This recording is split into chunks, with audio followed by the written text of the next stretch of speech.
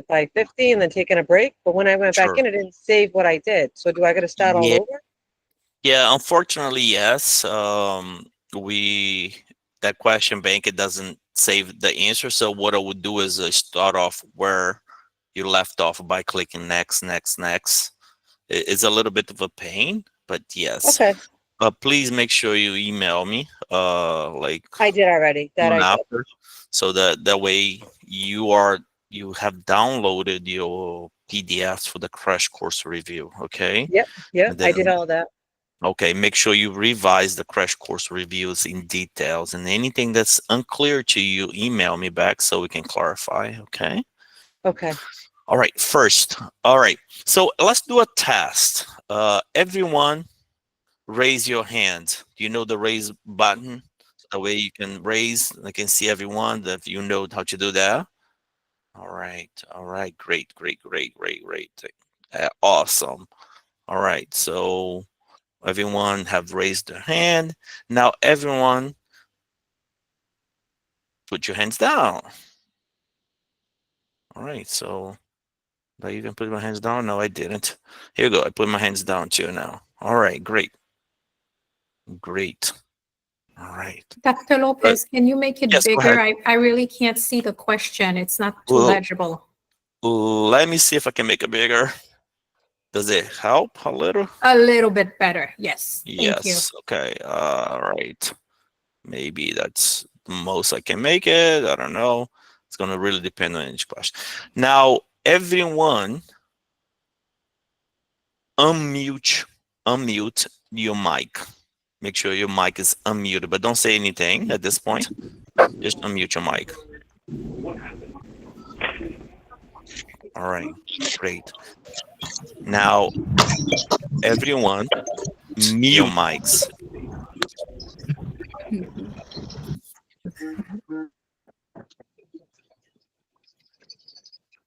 Okay, great. Roberta, it's fine if you can't. I'm not sure why you can't. Maybe a computer issue, but it's okay. All right, everyone's muted at this point. Please mute yourself. All right, great. Now let's start with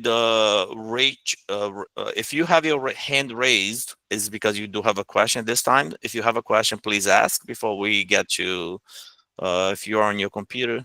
Okay, if you have a hand raises because you have a question. Do you have a question? Are we yellow? No, maybe. Okay, great. All right. So now at this time, if you want to volunteer for the question, you can read the question and answer choice and give me your rationale. The reason why we do that so I can help you identify, possible ways of answering the questions. Everyone else that does not raise your hand, you should be putting your answers in a chat box.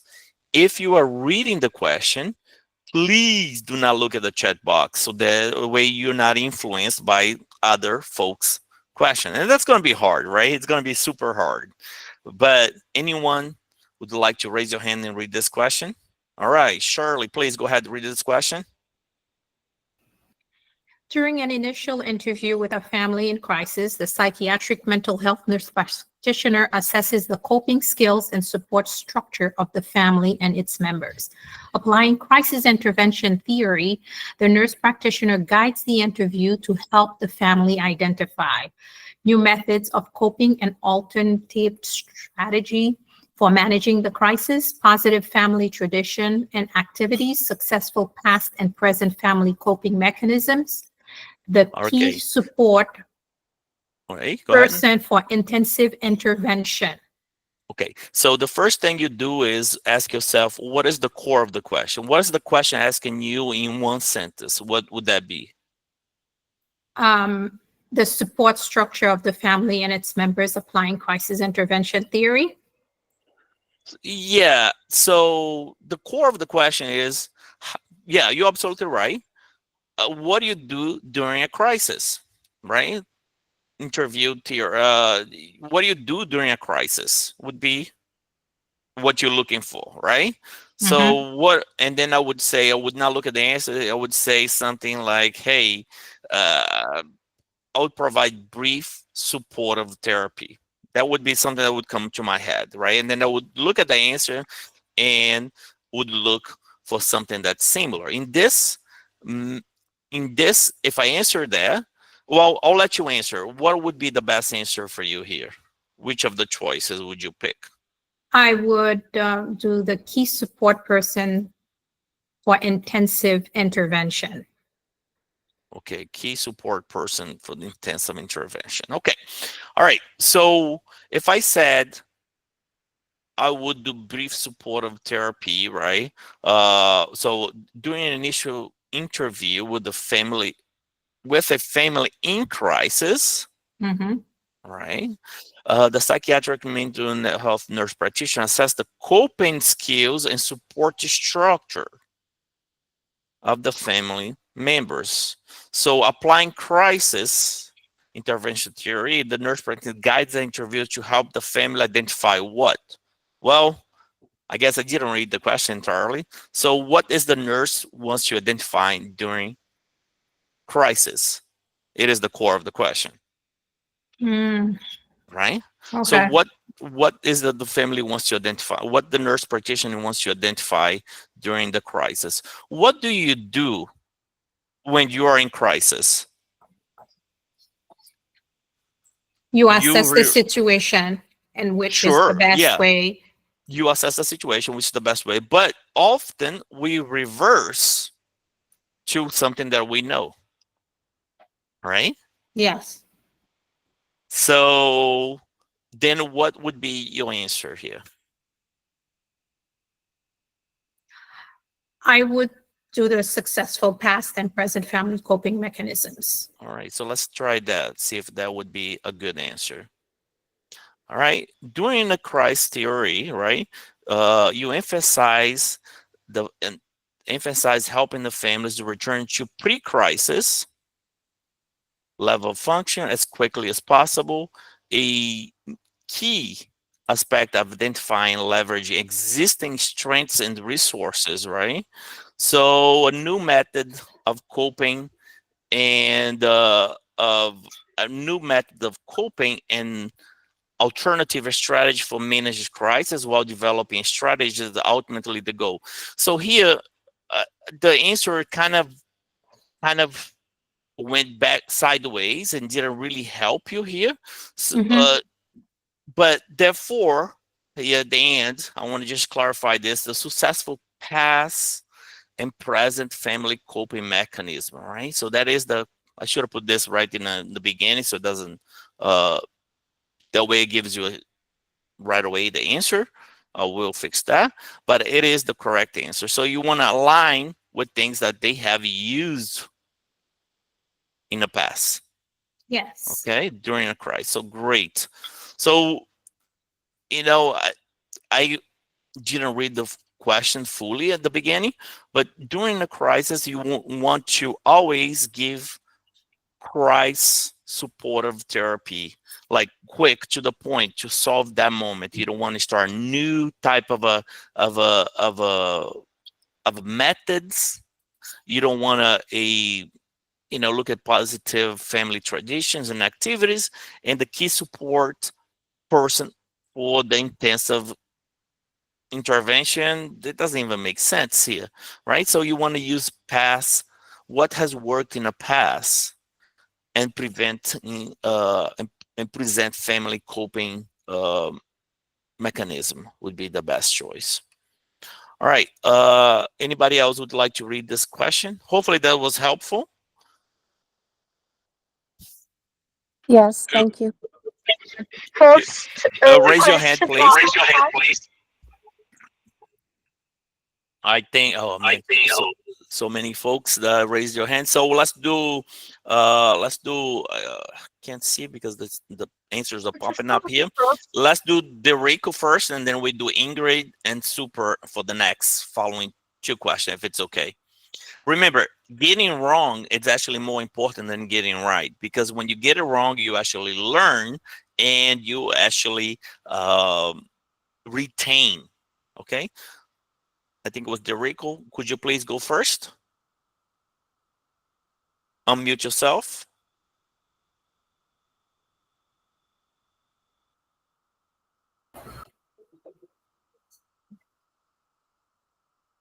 Not sure if you muted still.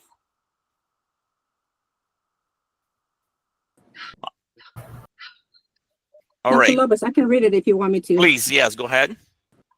Which laboratory test is more important to obtain prior to starting an adolescent female patient on valproic acid? Depakote. A. Alanine aminotransferase. I can't pronounce that. I'm sorry. Yep. B. Complete cell count. I'm sorry. And C. Human chorionic gonadotropin, also known as HCG. And D. Valproic acid level. My answer will be C. Human HCG. Right. So anytime you have HCG on the answer, it's very high yield. I'm not saying that's always the answer, but it's very high yield, right? There is a reason why they are not known to put things completely out of place for no reason.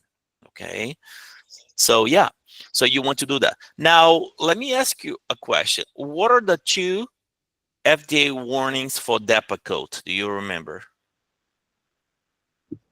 Okay, that will be pancreatitis. Yeah. Hold on, guys. Let her answer since she answered the question kindly. Okay, Go ahead, I would Ingrid. say hepatotoxicity and also pancreatitis. Okay, so please know the symptoms of each one of these diagnoses that she mentioned and what the patient is likely, because you are likely to encounter a question in which they'll provide you the description of pancreatitis, and if you don't know that is pancreatitis, you might just blow off that question, like, oh, just come back next Monday once we have the next available appointment, instead of saying at that point your actions to tell the patients to come to the ED immediately. They're having pancreatitis. All right, Derico, I think do you want to answer this question, or you have to unmute yourself? I'm not sure if she can. Anybody else would like to answer this question? Raise your hand, please. All right. Ingrid, go ahead, please. Okay. The psychiatric mental health nurse practitioner treats a patient for depression who currently is taking a monoamine oxidase inhibitor. The patient makes the decision to transition to a selective serotonin reuptake inhibitor, SSRI. Which switching strategy is required to reduce the risk of serotonin syndrome? A. Wait, give half-lives to start the SSRI. B. It'll be a wait for okay. Wait for Go ahead, 5 weeks to allow regeneration of monoamine oxidase. C. Wait for 2 weeks to allow regeneration for monoamine oxidase. Or D. Wait for 2 weeks to allow degeneration of monoamine oxidase. So my answer will be B. B or D? B? I could be wrong. Okay, so you want to wait 5 weeks, right? All right. So let's take a look at it. Very important, right? So wait 2 weeks to allow for a regeneration of monoamine oxidate, right? They will need to regenerate in order to break down. So here the patient takes the decision to transition to an SSRI, right? It didn't say which SSRI. I was going to say, I was thinking of Prozac. I'm adding extra information that's not given. Yep, you're adding extra information, right? So we'll go back to this because we're going to have a question that is very similar, but here's the rationale real quick. Wait for 2 weeks to allow for regeneration of a monoamine.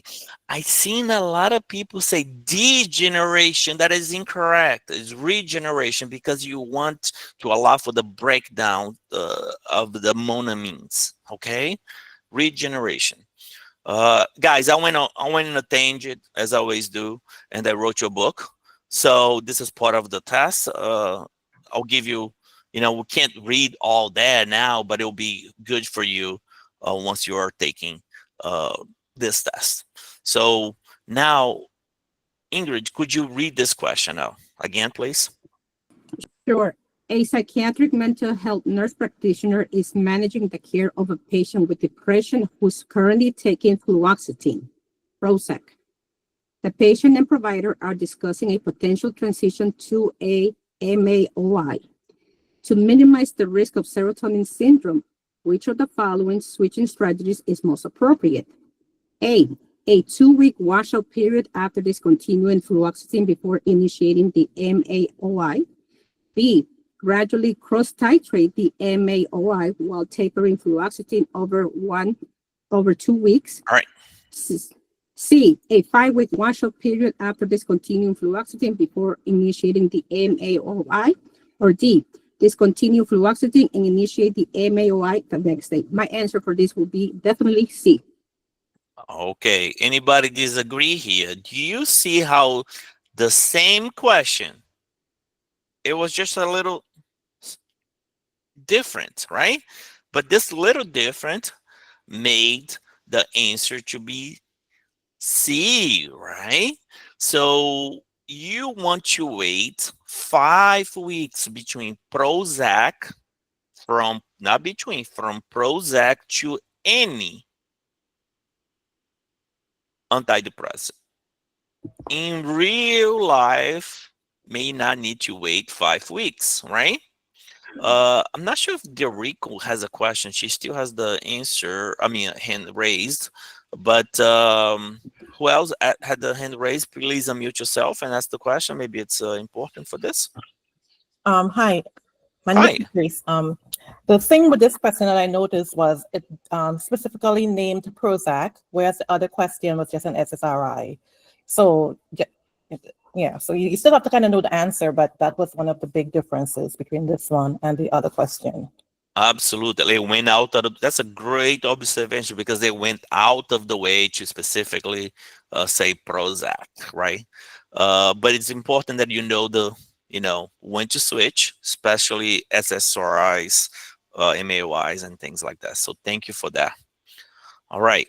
Who would like to raise your hand, and who would like to read this question? Remember, getting wrong is more important than getting right, actually. Amanda, I believe I can't say your whole name, but if you do, Amna. okay, Amna. Amna. Okay, sorry about that. Please read the question. Okay. At a routine appointment, an adolescent female patient with a history of ADHD and generalized anxiety reports that she learned the previous day that she is approximately 1 month pregnant.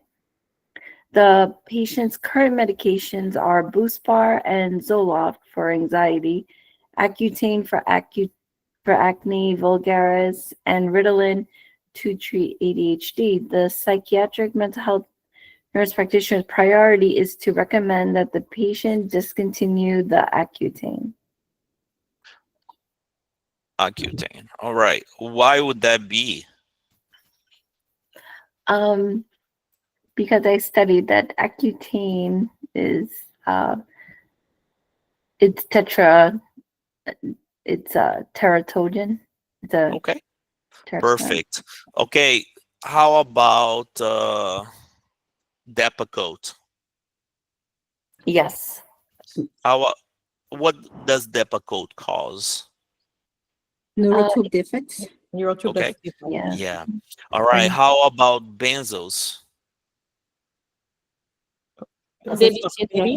Floppy baby. Is it floppy baby syndrome? Floppy baby. Floppy baby. Floppy baby would be more towards alcohol, but cleft palate, right? Yeah. Okay. How about lithium? It's an anomaly. I promise you they will never say what Depakote cause, what kind of birth defect Depakote cause. I promise you that because that's too simple. What they will say is, noticing that the X, Y, and Z may have a neurotube defect, you want to ask, hey, was your mother using Depakote and so forth? Same thing is for the heart, right? Lithium. questions like, it would never say cardiac complications. It would say something along the lines of, you get the knowledge and you apply the knowledge. Something along the lines, has your family or your mother, not your family, has your mother taking lithium while pregnant with you? When you assess the patient, you see a murmur, these are the questions that they would ask, because it's not about memorization, but about application of what you learned. Thank you for reading the question. Dr. All Lopez. right.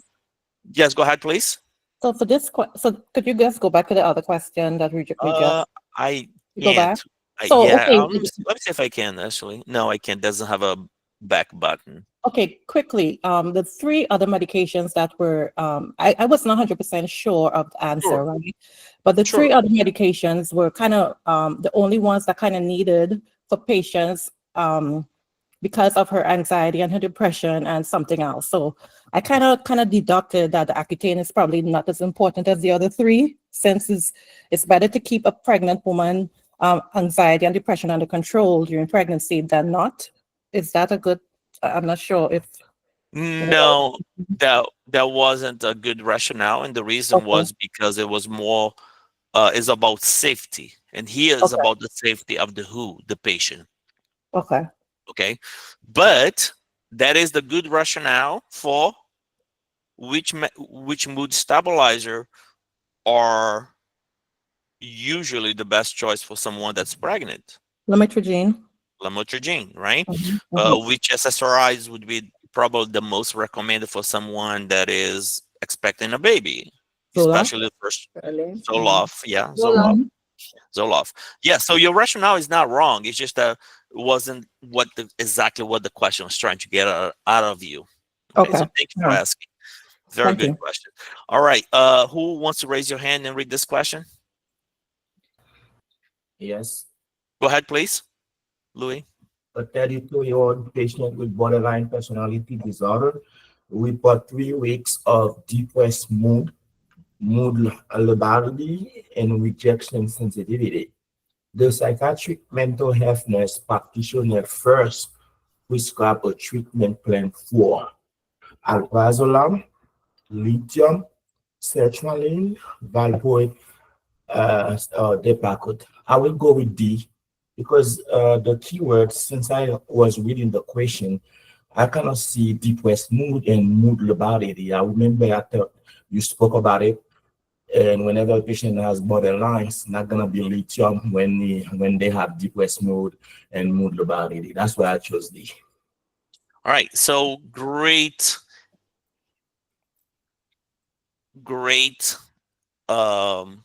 rationale, but let me ask you a question. It says depressed mood. Okay, would you prescribe someone with a depressed mood valproic acid?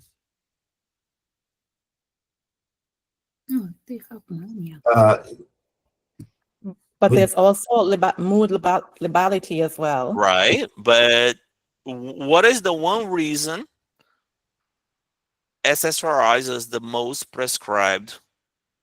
Was the prescription of choice for someone with depressed mood?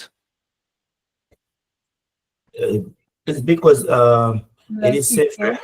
Safer is when it comes Safer, to right? yeah, All right. Yeah. So we know that the mood labile, sure, and rejection sensitivity, but here the key question, what lies the most is the depressed mood. The Depakote would not necessarily treat the depressed mood, but Zoloft would possibly treat, and this is for borderline personality disorder. This is, if it said here, for a bipolar patient. Oh, I kind of was thinking about bipolar, yeah. Right. So, and I wanted to emphasize that because a lot of people, and even I sometimes, kind of like, oh my God, did you just say bipolar or just let's say borderline, right? So very careful. Yeah. Borderline. what is the medication of choice? What's the FDA approved medication for borderline personality disorder? It's SSRI. No. What's the FDA approved Nothing. medication? Nothing. Nothing. Oh, There is none. Right? Just Now DBT. we are not doing an FDA approved medication, but we're treating symptoms, and we're treating the symptoms of depression, and specifically rejection sensitivity and mood lability. I mean, these two is part of the borderline traits, and this is something that's not necessarily a part of the trait, right? They don't have to have depressed mood. So we're treating the depressed mood with a SSRIs. All right. So that is the reason why. So great that you read this question. So you identified that sometimes you get confused bipolar with borderline. And here we looked a little bit more of the reason, right? So for the depressed mood, you want to give a Zoloft or SSRIs for many reasons. One, it's FDA approved, and you're treating that with that. But you also, for psychopharmacology, psychopharmacotherapy can be helpful for target symptoms like mood stability, depression, impulsivity, right? But there is no FDA approved for borderline personality disorder. So great question, tricky question, very tricky, okay? And hopefully, if a similar question shows up in your test, you won't make this mistake. So that is the best part of making the mistake now. We'll never forget this. Thank you, Louis. Appreciate that. Can I throw in something, please? Sure, please. Yes, I was also going to say another clue was that they put Depakote and lithium, both mood stabilizers there. One doesn't trump the other, so that would have given it away. Exactly. That's what I thought. Well, we just covered this. When two answers are similar, both of them are incorrect. We said that, right? So yeah, I love the rationale too. I actually should highlight that rationale and put it in my rationale answer. I'm going to steal that from you. Good job. Absolutely. All right, great. All right. I'm sorry, Ingrid, do you have a question? No, I just wanted to say real quick that I think we all got distracted with the borderline personality. We thought some of us thought it was bipolar. So I understand where, yeah. And this is why we do this live, because I can't completely know what you're thinking. And it's good that we make mistakes here that we can learn together. So that is the best part. And that's why I'm taking today's event and having you guys read so we can identify what are the mistakes. All right. So who would like to raise your hand and read this question? Super Gavali. I'm so sorry. I think I got your name wrong. Super. Could you please read this question? A 35-year-old male patient with refractory schizophrenia has been stable on clozapine plus clozaril for 6 months. During a routine follow-up visit, the psychiatric mental illness practitioner noted that the patient reports feeling unusually tired, has had low-grade fever for the past 2 days, and complain of persistent sore throat. Based on the information and the non-serious adverse effect of clozapine, the PMHNP immediately priority is to assess for which of the following: A, easy bruising, elevated white blood cell count, shortness of breath; B, fever, sore throat, signs of infection; C, high blood sugar, fatigue, significant weight gain; D, hyperthermia, muscle rigidity, and rapid weight loss. I'll go with B, the fever, the sore throat, and sign of infection, because clozaril is granulocytosis. Okay, perfect. So the core of the question is the patients on clozaril, what do I need to watch out for?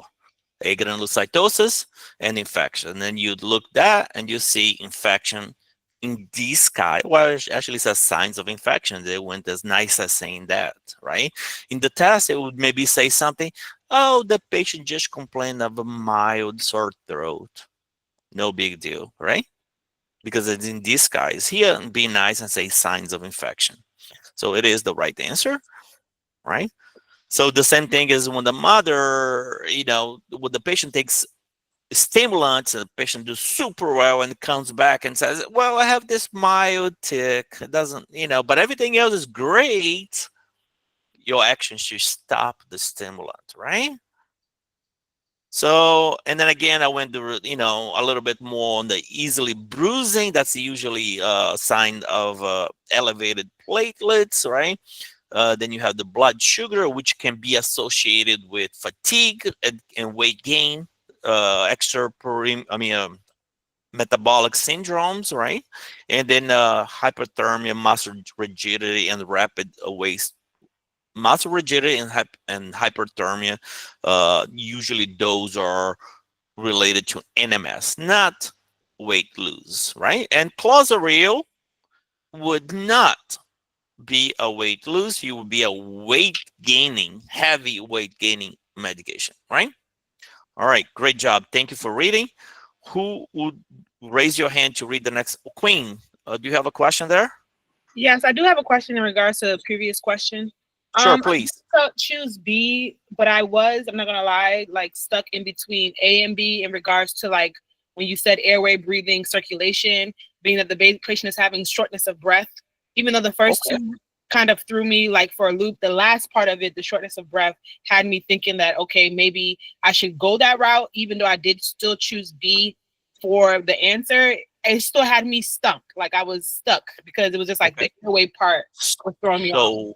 How we would unstuck that is going back to the core of the question without reading the answer. You got stuck because you read the answer without answering the question, without looking at the answer. So if you would have been back to the question and said, okay, patient is stable on clozaril. Now, I don't remember what was the things. What are the things that I need to watch out for? And then you would have said in your mind, agranulocytosis and infection. And then now you read the answer, it is exactly what you said would be.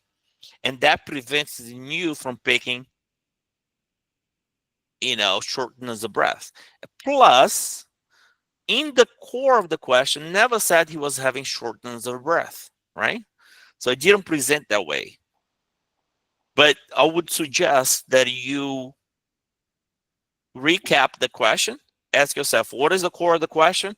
And answering that, and then looking at the answers, because that will prevent you from picking looking good answers in disguise. Okay?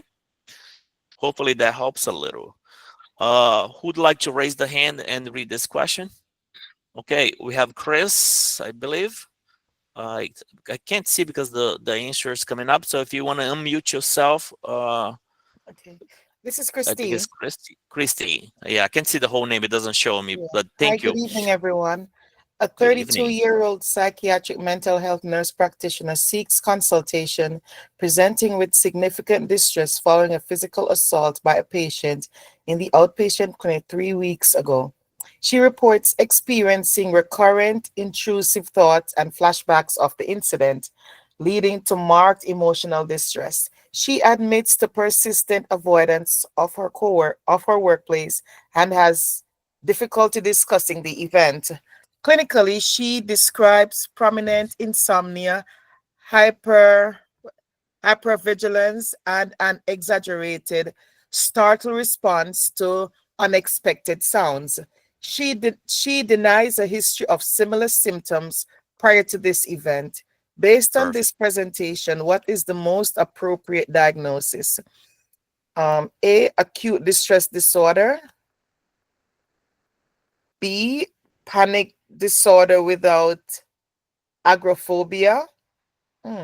C, post-traumatic stress disorder. D, social phobia. I choose C, post-traumatic stress disorder. Okay, great answer. Now, when does the diagnosis of post-traumatic disorder is made? Can you make the diagnosis with 1 week? No. Please only allow her to answer, please. No. No. Can you make it in 2 weeks?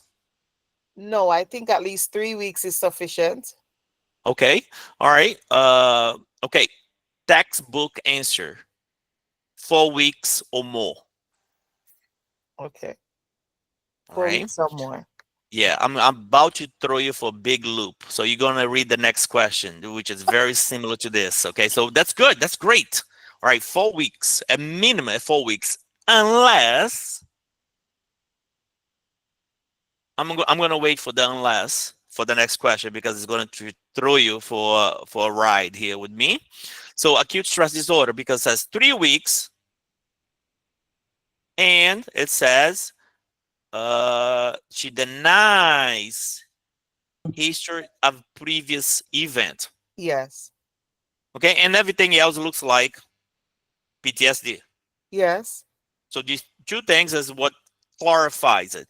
I'm going to read. I mean, did I? Oh yeah, okay. Never mind. I thought I didn't put an answer.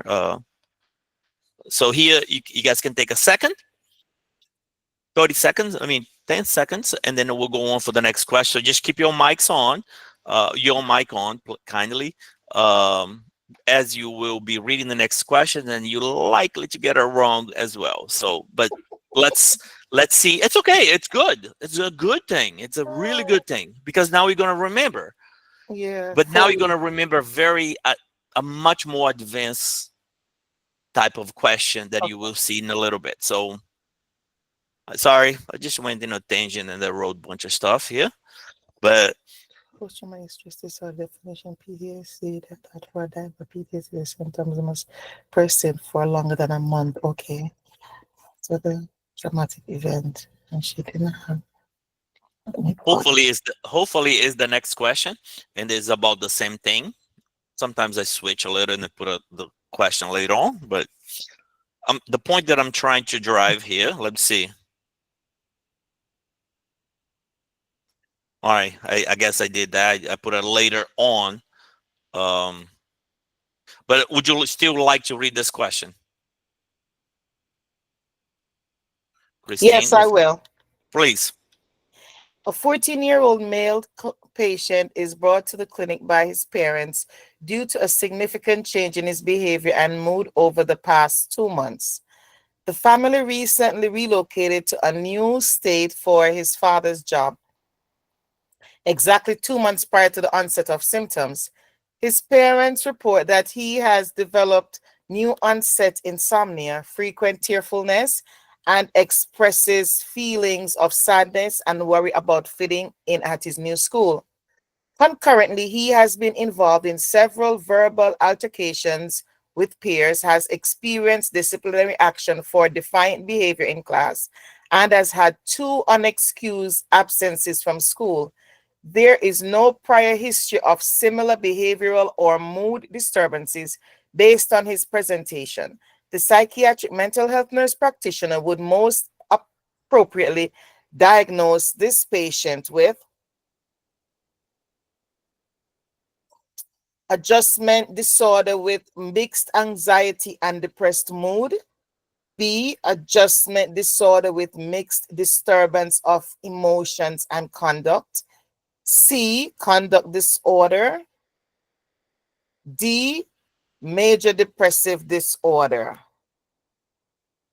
I choose adjustment disorder with mixed anxiety and depressed mood. Okay. All That would right. be my choice. Okay. So it says here, verbal altercations with peers and experience disciplinary action for defiant behavior in class, who has had 2 unexcused absence from school. So does it look like more verbal altercation? Is that adjustment disorder with mixed anxiety and mood? Or is it mixed disturbance of emotions and conduct? Okay? All right. How do we know? Let's say it said this. Let's say this question said for the past 3 weeks. How do you know this is not acute stress disorder? First of all, could you answer that question? Acute, he has had it over for the past 2 months. Let's say if the question said 3 weeks. Would you change your answer to acute stress disorder? My answer, acute, I don't think so, no. Okay, no, because acute stress disorder has to be traumatic event. Yes. Okay, all right, so we are done with acute on this side of the question. Now, even though it's not presented as an acute as one of the answers, I just want to, because some people ask me, hey, what's the difference between adjustment and acute? Now, we know this is an adjustment. Why we know? Because what it says, the parent is brought by the was uprooted. Change. It says something about they relocated. Relocated, yeah. Okay, so I can't have, let me see. Okay, relocated. So no, we know there was fine before. Yes. Relocated, has a problem, adjustment. Yes. I went to my doctor and now I find out that I have herpes and now I'm sad, can't eat, can't sleep, whatever. That is an adjustment disorder. Why? Herpes. All right, so we know this is an adjustment disorder. Now, it can be 7 different categories of adjustment disorders, right? It can be many types of adjustment disorder. But it says he is congruently, sometimes he's having these moods, he's congruently having several altercations with peers, you know, and having disciplinary action. Do you still want to go with A or you want to switch your answer? If I want to switch my answer? Yeah, or do you still want to be with A? That's what you said, right? I'm still going to stick with my answer. All right, then. All right, so because the altercations, right? Oh, my God. And disciplinary action, that is not a mood and anxiety. Yeah. That is a mixed disturbance of emotions and conduct. It is an adjustment, right? It is an adjustment. We got that. But the specifier, it has concurrently, it went ahead and said concurrently at the same time, having verbal altercation and experience disciplinary actions and defiant behavior in class. And he had 2 unexcused absence from school. He's just gone, right? So that is a disturbance of emotions and conduct. Okay. Right, guys? So great. Great. That's a good thing, because now we're kind of like not only understanding what you think, but we going a little bit deeper on the rationale. So take a second to read the rationale there. I know it's long because that's how I do things, but specifically this portion here, right? Emotions and conduct rationale. The correct answer, the diagnosis of adjustment disorder is characterized by the development of emotional or behavioral symptoms in response to an indefinable stressor. Identified. Occurring within 3 months to the onset of the stressor. In this scenario, we look. Right. All right.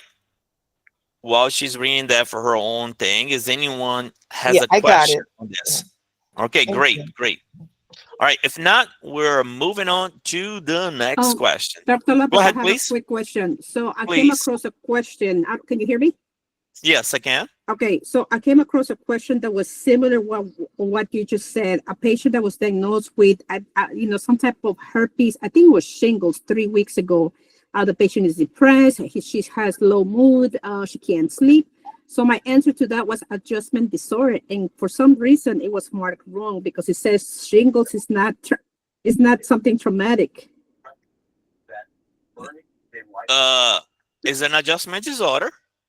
It's not an acute stress disorder. Yeah, I think my answer was acute stress disorder, and it says shingles is not a traumatic disorder. Maybe that's why I had it wrong. So, can you explain what was your answer again? I posted in the face group chat. It says the patient has shingles 3 weeks ago and she's very depressed. And my thing was because it says 3 weeks, and because of that, I put adjustment disorder. Yeah, I remember that question, and it was actually an adjustment disorder, not acute stress, right? Yeah. Correct. It's an adjustment disorder. The time there, 3 weeks, is just to confuse you. Okay, Yeah. Right? It's just to confuse you. It's just a distraction. Right? All right, thank you. Why is not acute? Because it was a traumatic. When I say traumatic, I see blood. I see blowing somebody's brain. I see being shot, being raped. That's traumatic. Not just sad because I got herpes, Shingles. right? Shingles, herpes, whatever you want to call it. I mean, sure, everyone would feel sad, but it's not traumatic in the sense of the DSM-5 that we're looking for. When you say traumatic, we're looking at PTSD, acute stress disorder. Now, here is where I'm going to spoil you because there will be a question coming up. Here is where things get twisted. And most of the people that are not in our class, they will not get this question right. The question will say, he is a soldier. He's been deployed, came back and has a diagnosis of a PTSD. Recently, he got in a car accident 2 weeks ago. Now he's afraid from leaving the house. He's having panic attacks. Which of the following is the diagnosis? Christine, what would be the answer to that question? PTSD. Yes, PTSD. PTSD, right? So don't get confused because said 3 weeks. The 3 weeks is a distraction. One that has the diagnosis of PTSD now is a reactivation of PTSD. The 3 weeks is to get to move you away from the right answer. Okay? Okay. Thank you. Be careful with the 3 weeks, the less than 4 weeks, because that's what we know. Everybody knows that. So we're going to use that against you guys. That's simple as that. But acute stress disorder. Yes. Shirley, do you have a question? Do you want to read this answer? What you have to say about PTSD, but how I recall it. Once diagnosed with PTSD, you remain diagnosed for the rest of your life. It doesn't matter whether it's 2 weeks, 1 week, it's like a recurrent situation. So you're still diagnosed with PTSD. That's all. Yeah, it's not as a strong case as for bipolar and major depressive disorder, but in general, for the test, we're going to stick with that. Okay, so let's not take that, because it can be an acute stress disorder for something else new that happened. For the board, we're sticking with that. All right, everyone, if you're not talking, kindly mute your mic so that way we're all having a good sound for those that are not present today. Go there so you could talk to them. Go get in the room real quick. Omega, do you have a question? I'm sorry, no, I don't. All right, so let me mute you here. Who had the question there? All right, if you're not, Shirley, do you want to read this answer? I mean, this question, or? Yes. Please go ahead. A 16-year-old patient is attending an initial comprehensive psychiatric intake appointment at a community mental health clinic, referred by his school for increasing irritability and declining academic performance over the past 6 months. During the interview, the patient reluctantly admits to occasional substance experimentation, stating he has tried various things, including cannabis and inhaling acetone, with friends over the last year, but denies any current use in the past 2 weeks. He presents as alert, oriented, and cooperative, with all vital signs within normal limits. To gather objective data to accurately assess for substance use disorder and guide the development of a comprehensive treatment plan, what is the most appropriate next step for the psychiatric mental health nurse practitioner. Administer benzo to manage potential underlying anxiety. Arrange for an immediate medical evaluation at an emergency department. Initiate a brief motivational interview. Intervention focusing on substance cessation. Order a urine drug analysis to determine what drugs are in the patient's system. It's D. Order a urine drug analysis to determine what drugs are in the patient's system because he has used it for the past 2 weeks, he said. Okay. All right. Anybody disagree? I also think is the question asks to gather objective data. So we're gathering data here, and D seems like the most Yeah. yeah. All right. Anybody disagree? You want to give me a rationale if you do? If not, good job there, everyone. So if you want to,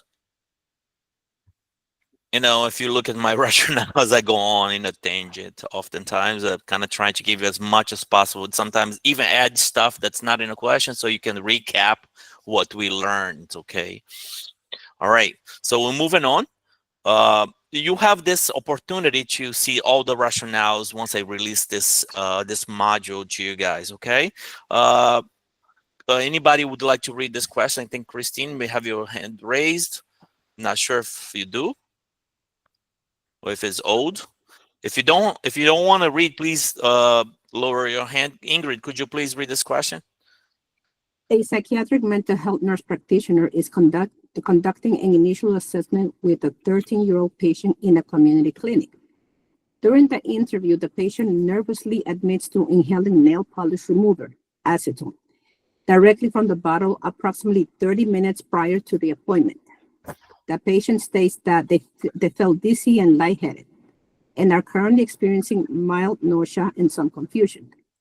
The patient's vital signs are stable, but he appears somewhat disoriented, which of the following is the psychiatric mental health nurse practitioner immediate priority? A, administer a benzodiazepine to calm the patient down. B, administer a drug screening tool to determine if the patient is drug dependent. C, arrange for medical evaluation at an emergency department. Or D, order a urine drug analysis to determine what drugs are in the patient's system. So my answer will be C, since he's complaining of dizziness and lightheadedness. Right. So I wanted to give you guys these two questions, very similar, right? Very similar from the previous question. And the previous question was to order a urine drug analysis to determine what other drugs are in the system, something like that.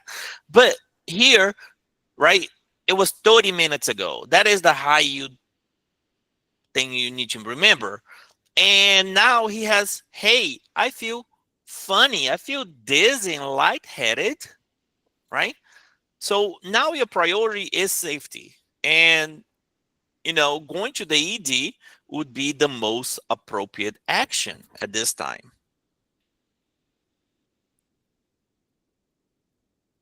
All right, great job. I'm not going to, because if I wait for everyone to read it, it's going to take a little time. I'm going to release this next week for you guys. Only releasing this early for the people that are testing like immediately in the next 2-3 days. Why? It's a long process. I have to write the questions. I give it to somebody to put it in the system, and then have to validate each one of those answers so it doesn't cause you distress with incorrect marked answers. So, but for those that are, I have been at up to 120 questions. It's 166. So I'm fairly confident that it's almost 100% right, if not 100%. So I'm going to take the risk for those that are testing very soon. For those that are not, wait. I like to validate each question, read through it, make sure that the answers has been placed correctly. Who would like to answer this question? Raise your hand, please.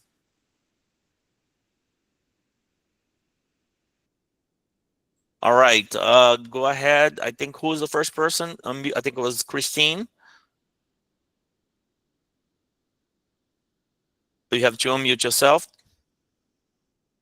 sorry, a psychiatric mental health nurse practitioner is consulted in the emergency department for a 45-year-old male patient who presented with a sprained ankle. During the psychiatric evaluation, the patient reports a history of consuming approximately 10 to 12 beers daily for several years. Wow. With the last drink reported about 6 hours prior to arrival. Despite a measured blood alcohol level of 150, the patient exhibits notable anxiety, increased irritability, mild generalized tremors, and diaphoric appearance. Vital signs include a heart rate of 96 and blood pressure 148/98. The patient is oriented to person, place, and time, and adamantly requests something for his nerves. His home medication includes bupropion and alprazolam 1 milligram 3 times daily. Considering the patient's clinical presentation history and current pharmacological profile, what is the psychiatric mental health nurse practitioner's most appropriate immediate intervention? A. Administer hydrochlorothiazine 25 mg orally for anxiety and schedule a follow-up for outpatient substance use disorder counseling. Initiate a symptom-triggered lorazepam protocol and recommend for admission to a medical detoxification unit. Contact the patient's family to verify medication adherence and discuss outpatient detoxification options. Evaluate for involuntary psychiatric admission criteria due to potential alcohol-induced behavioral disturbance. And the answer I would choose, B, initiate a symptom-triggered lorazepam protocol and recommend for admission to a medical detox unit. Why? That'd be wrong. Oh boy, here we go. Now let me sit up. Sorry, I drew you. Yeah. Okay, why you chose B? Wait, let me see. Evaluate for involuntary psychiatric admission criteria due to potential alcohol-induced behavioral disturbance. Okay, so elimination process, right? My two, and you know what? I would choose. Let me just figure it out. Figure it out, please. Take your time. Evaluate for involuntary patient admission criteria due to potential alcohol-induced behavioral disturbances. He said he has been drinking 10 to 12 beers daily for several years. However, with the last drink reported about 6 hours ago prior to arrival. So this would, in my mind, I'm thinking this would be acute, what he's experiencing right now. Mm-hmm. That visually mild generalized tremors and that vital signs stable. His heart rate was 96, BP is a little elevated. The patient oriented to person, place, and time, and adamantly requests something for his nerves. So he's a bit anxious. Okay. He's requesting something for his nerves. So I would choose initiate a symptom-triggered lorazepam protocol and recommend for admission to a medical detox unit. I think I'm going to stick with my answer. All right, good job. All right, guys. So let's say I use drugs. That's the best answer. Yeah, great job. Let's say I use drugs, and I use all kinds of drugs, and I drink all kinds of liquor. You cannot. Please mute your mic if you're not on. You cannot involuntarily admit me unless if I'm dangerous to myself or others, right? In this case, he's not a dangerous to himself or others. You cannot say you are coming with me to the inpatient unit whether you want or not, right? How do you answer this question? Well, it says he's he drinks heavily. His last drink was 6 hours ago. So now he has maybe even 12 hours would have been better, but now he's going through, alcohol withdrawal. Now, Christine, what is CWIR scale? Is that for alcohol or drugs? You have to unmute yourself.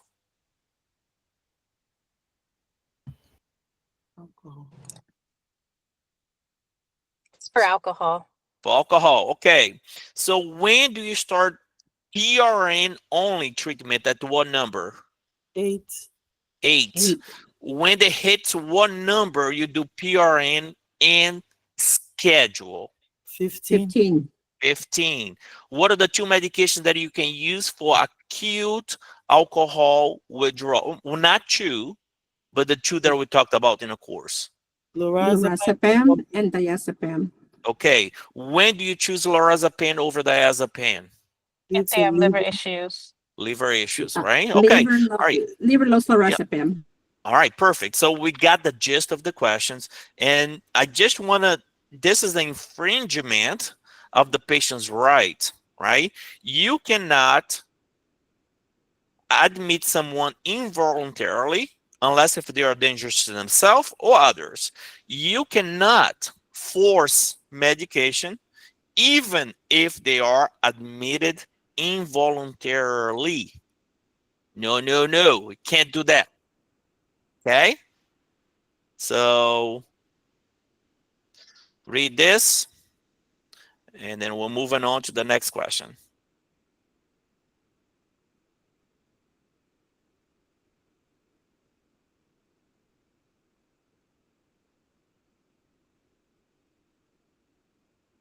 All right. Mavis, do you have a question? You have to unmute yourself. Yeah, it was just regarding that last question when I was reading it, how I came up with the correct answer was that I noticed that when I was reading it, my mind was telling me based on, I can't remember what it was now, maybe the number of beers and medications that he was on, that it was a potential liver issue. And so that's how I came up with the answer. That's all I wanted to say. I mean, that would lead you to the answer, but the correct rationale here being like he is in active withdrawal, not severe at this point. It got severe after 48 hours. That's when you should be like, oh my God, that's the peak. All right. Thank you, Mavis. Appreciate that. It's a good way to put it. Who would like to raise your hand and read this question? Raise your hand first. All right, so we have Mavis. I think maybe one more. I think Mavis already had her hand raised. Let me see who's there. Okay, now I have a better screen. I can see better. I think it was Ingrid. Then we can go Mavis again if you want to read. Ingrid, please go ahead and read the question. A 42-year-old male patient with a 20-year-old history of daily tobacco smoking has been successfully maintained on a stable dose of olanzapine, Zyprexa. All right, so stop here for a second. Symptoms. 1 second. Sure. Anytime, anywhere in your test, someone is stable and something else happened, blame the something else, okay? So sorry, I just want to emphasize that because you will see many questions, the same patterns. They're the same patterns. After a while, after you do so many of them, you're like, oh, I already know what it is. It's kind of boring. Somebody's stable. Something destabilize it. It is what caused it. Please continue the question. Sorry about that. No, that's okay. On a stable dosage of olanzapine, Zyprexa for controlled schizophrenia symptoms over the past 3 years. He now expresses a strong desire to improve his overall health and enrolls in a comprehensive smoking cessation program, aiming for complete abstinence within the next month. As a psychiatric mental health nurse practitioner managing his care, what adjustment, if any, to his olanzapine regimen is most appropriate to anticipate upon his successful cessation of tobacco smoking? A, increasing the olanzapine dosage to prevent potential reemergence of psychotic symptoms. B, decrease the olanzapine dosage to initiate the risk of adverse drug reactions from elevated serum levels. C, initiate a trial of different antipsychotic medication that is not affected by smoking status to simplify future management. Or D, no immediate adjustment is necessary. Simply advise the patient to monitor for symptom changes and report them promptly. So my answer, I will go for B, decrease the olanzapine dosage to mitigate the risk of adverse drug reactions from elevated serum levels. And that's because smoking is an inducer. Perfect. Smoking is an inducer. So what happens? He's smoking, puffing away, and he's taking his medication and says, hey, I want to stop smoking, you know? I want to save my lungs, not my liver, and live a little bit longer. What happens then to the dose of olanzapine if you keep it the same? It's not going to work. It's going to be decreased. It will be too much. It's is smoking an inhibitor when it's chronic, though? When it's a chronic.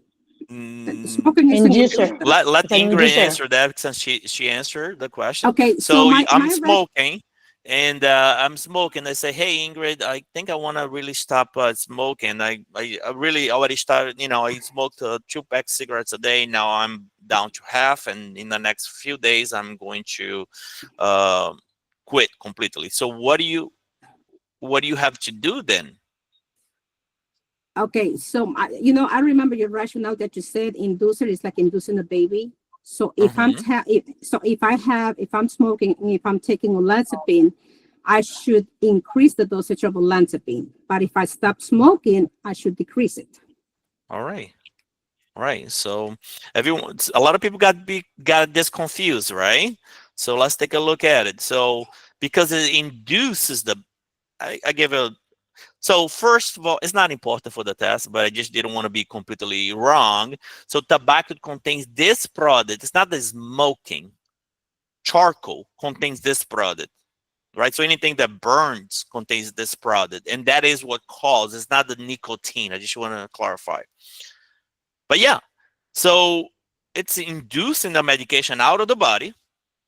So I need more medication on board so he can be stable. But he said, hey, I'm going to stop. Now this inducing is no longer present, so more medication is present, could possibly cause toxicity level or more than what's needed, right? So Dr. Lopes, so if the patient stops smoking, should we decrease the dose? Absolutely. And that is what Okay. the question is going to ask you. It's not going to ask you whether it's smoking and closery or olanzapine. It's going to ask, what is your action? So you got to know what it does so you know what is your action. One question, does this also affect if you vape?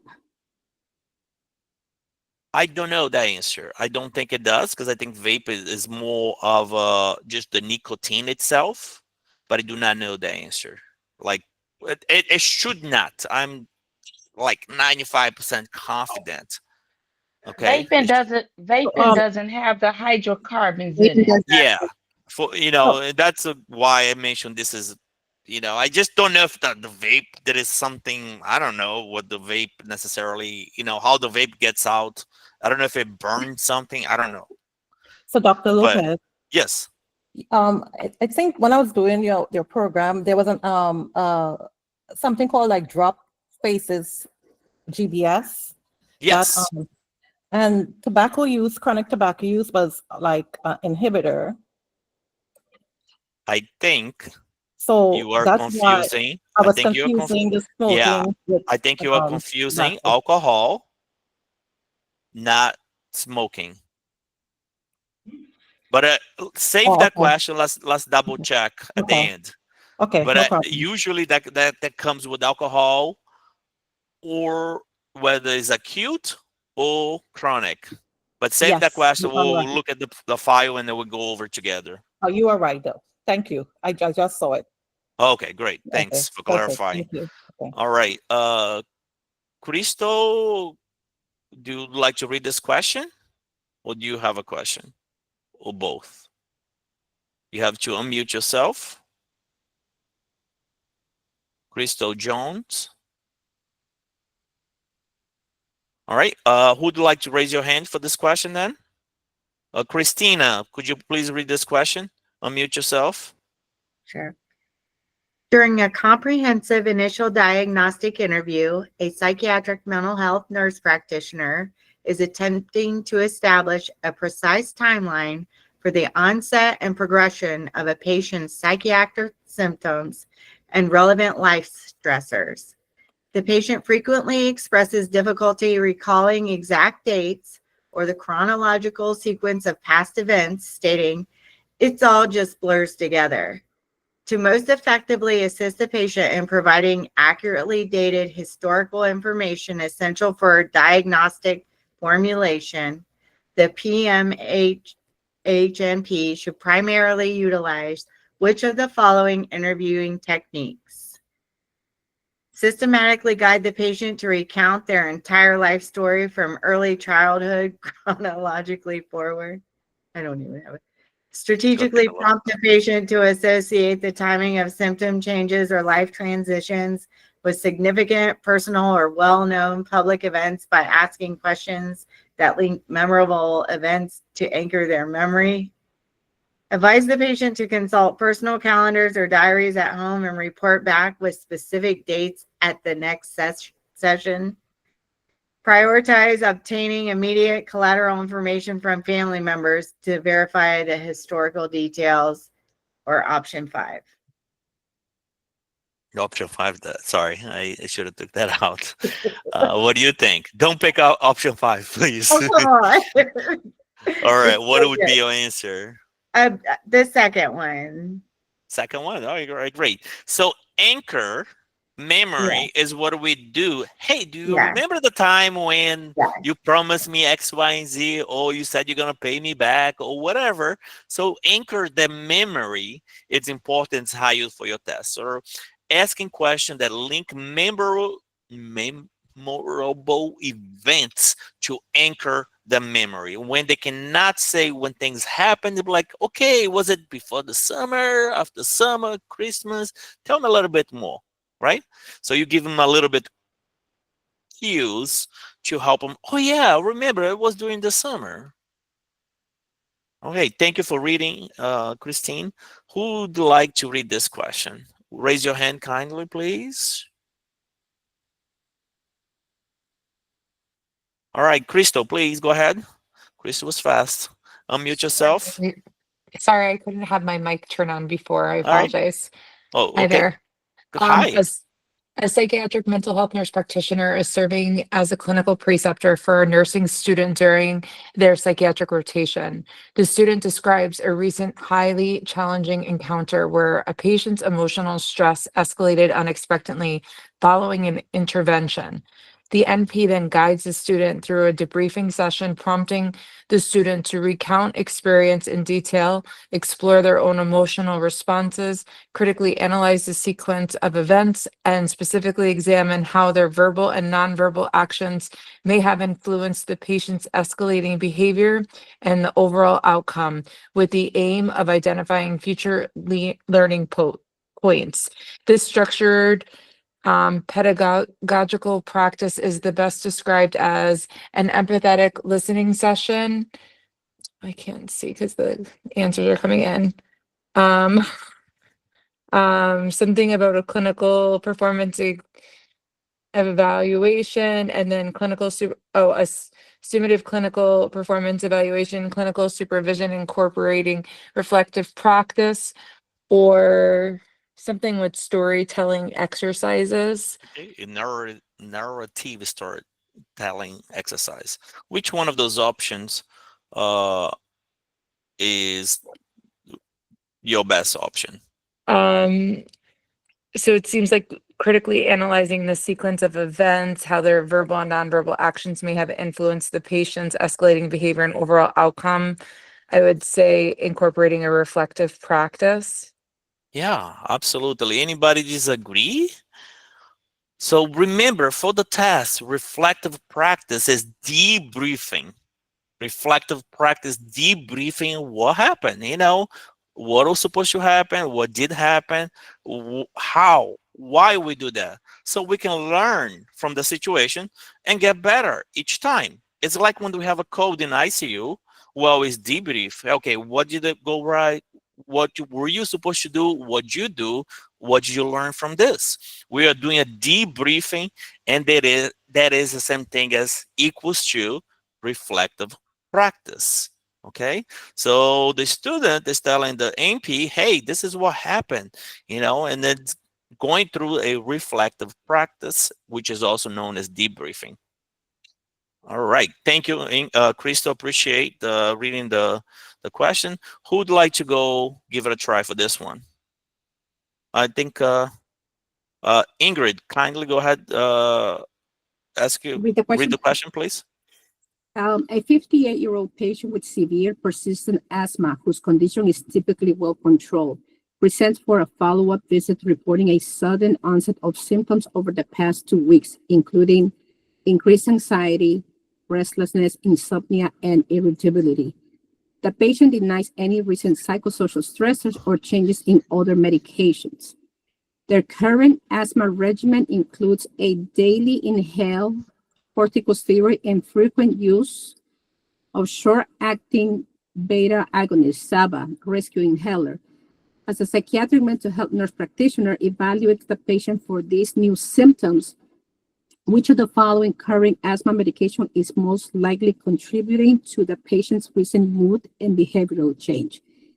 A, albuterol, B, fluticasone, C, hydroxyzine, or D, loratadine, also known as Claritin. My question will be fluticasone. Okay. Why? Is it better than albuterol?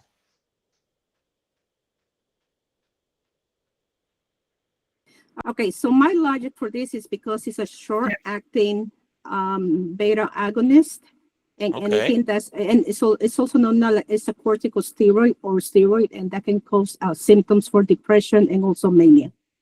Okay. All right. Very good. So here's what we got to do. Patient is stable. He's well controlled.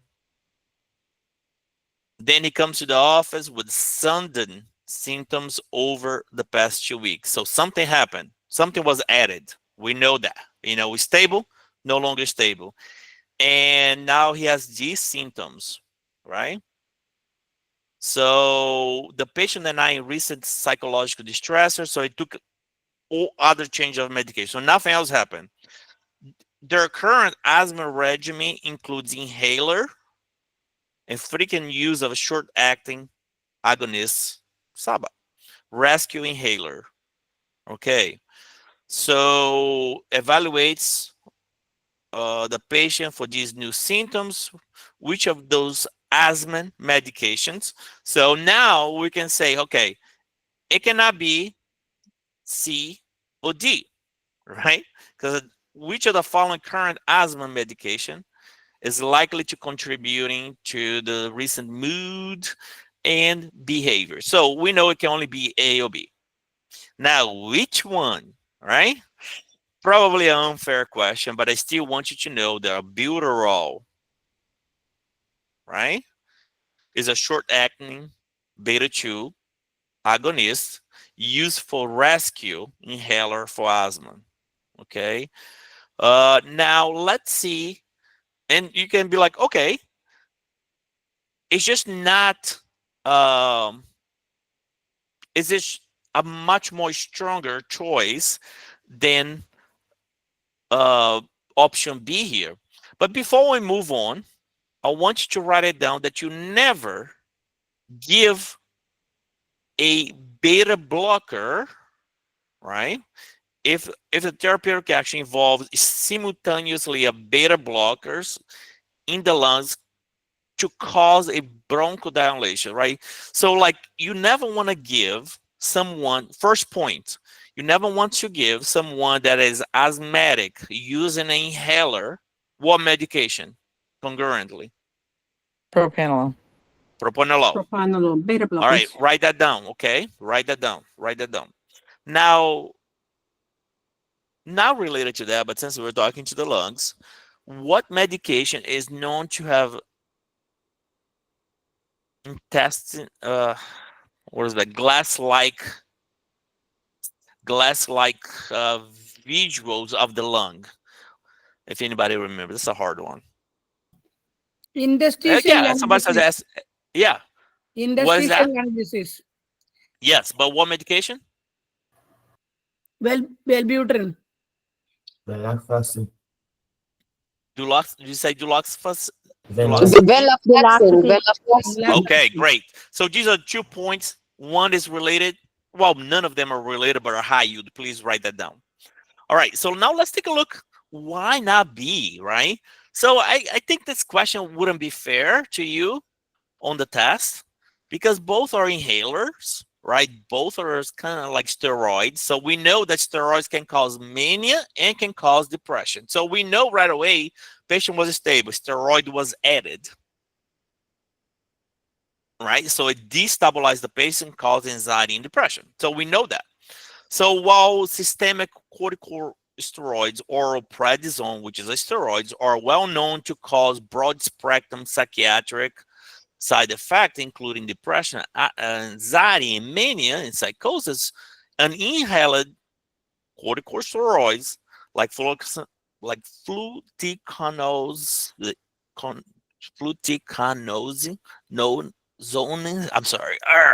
have significantly lower systemic absorption at typical therapeutic dose. So basically, we're just looking which one is the strongest option. And for this here would be albuterol. It would have made it a little bit easier if I said there was an oral dose, right, of the second option. So, yes, go ahead. I'm sorry. Can I just say something real quick? It's just that in my understanding and the way I've been reviewing the questions and also the modules in the program is that, you know, a lot of corticosteroids can give you mania and depression, but I haven't come across albuterol. Yeah. So I think albuterol, I don't know if it's not in my acronym, but albuterol, Pro-Air, is well known to cause those symptoms as well. So yeah, that's a very valid point. All right. Now, I know SABA is short acting, you know, that will be your rescue inhalers, and you are correct. I confuse the short acting inhaler with fluticasone, and I know fluticasone is maintenance. Right. So that is what I was trying to get it more to the point. That was recent. He just got it. It was stable. Albuterol was added, destabilized the patient as far as psychiatric is concerned, right? So now let me ask you a question. If that is the case, what is your action? Can I see the question again, please?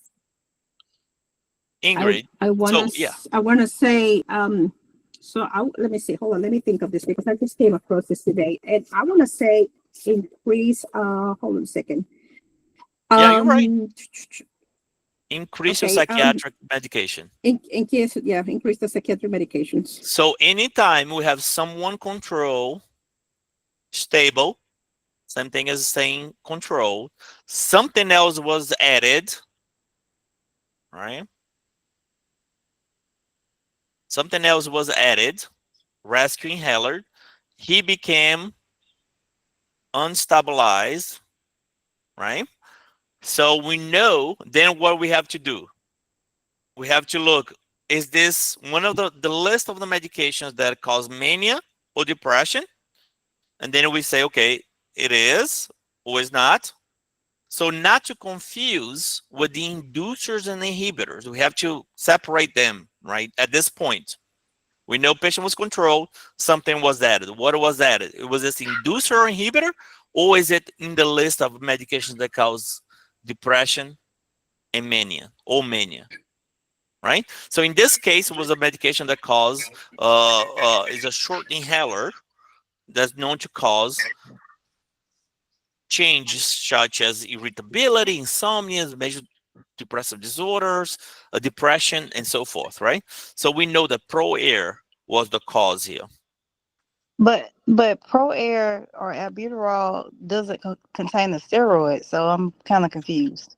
Yeah, it doesn't contain steroids. That's why it was kind of like a tricky question, right? Because it would say albuterol, Flonase. But the cue here is that this medication is known to cause depression-like symptoms. It's not part of the acronym, but it's also known, something that you should know. Okay. I think that also in the question, when you read the question, it actually says something new was added. And with the other one with B fluticasone, that's more long term that he's been on that. And albuterol is a rescue inhaler, medication inhaler.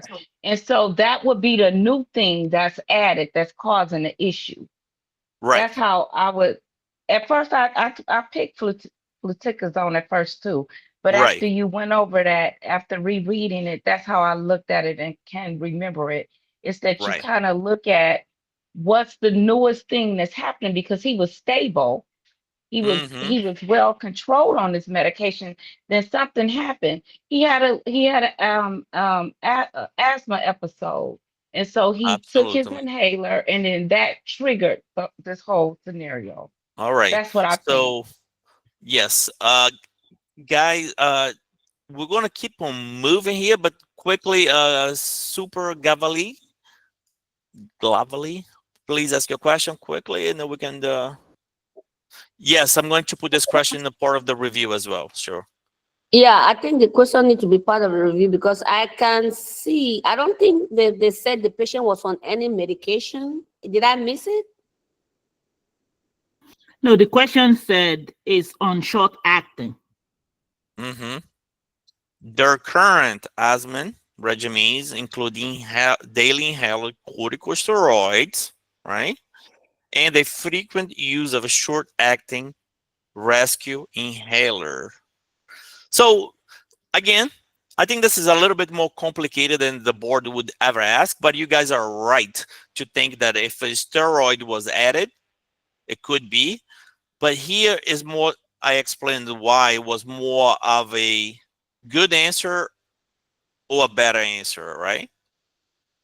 Well, I think it's important is that the frequency. So if it's short acting and albuterol is rescue, it said frequent use. And then when you talk about frequent use of albuterol, anyone, and which I've worked in the ED, and if you had, more likely you can relate it to, when you give them the albuterol, they get very jittery. Their heart races a little bit, things like that. And so that's how I associate. So when you talk about frequent use, so when you use it more often than you shouldn't, which a lot of times that means that to tell you maybe you should go see someone.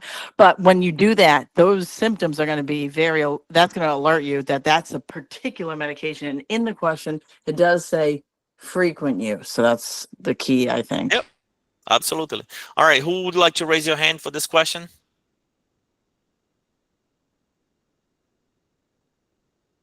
All right, if nobody wants to raise your hand, you can just go ahead and put your answers in the chat box.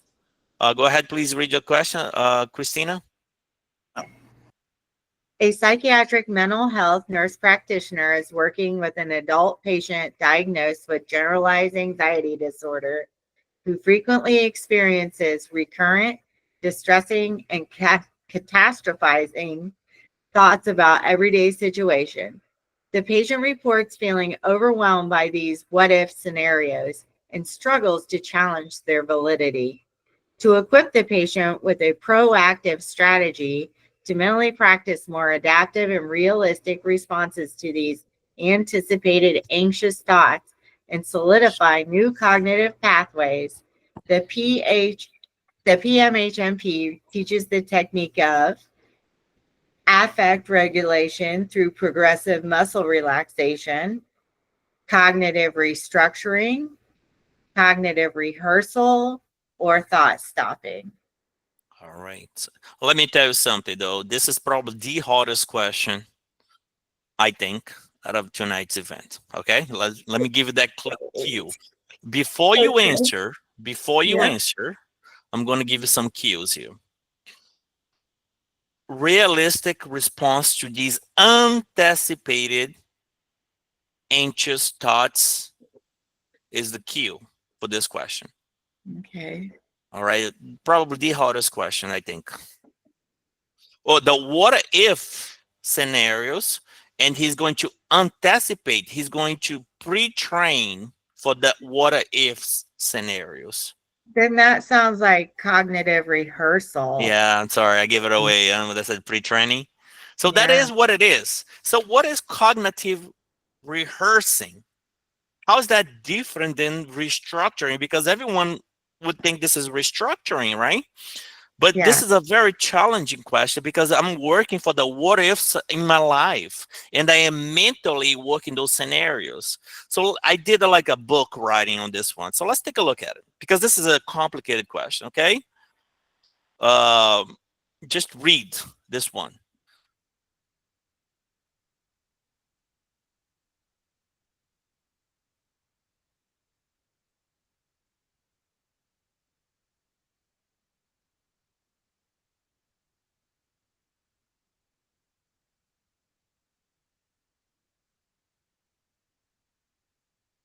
So very close related to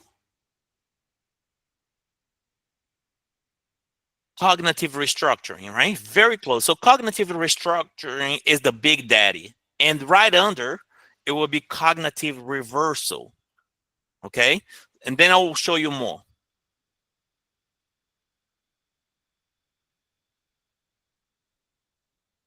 So this address practice and proactive strategies aspect of the questions intend for overcoming cognitive distortion. They're going to practice, right?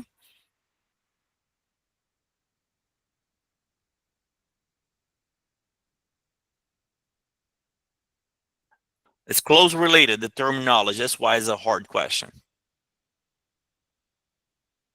So we know it's not A. We can just move on. Let's see cognitive reconstructing or restructuring. I'm sorry.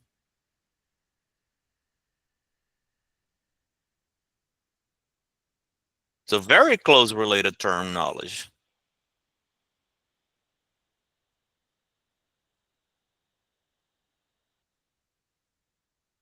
So the question asks specifically to mentally practice response making cognitive reversal to a more precise and target answer for the active practice element described. For the board, selecting the most appropriate answer is the key.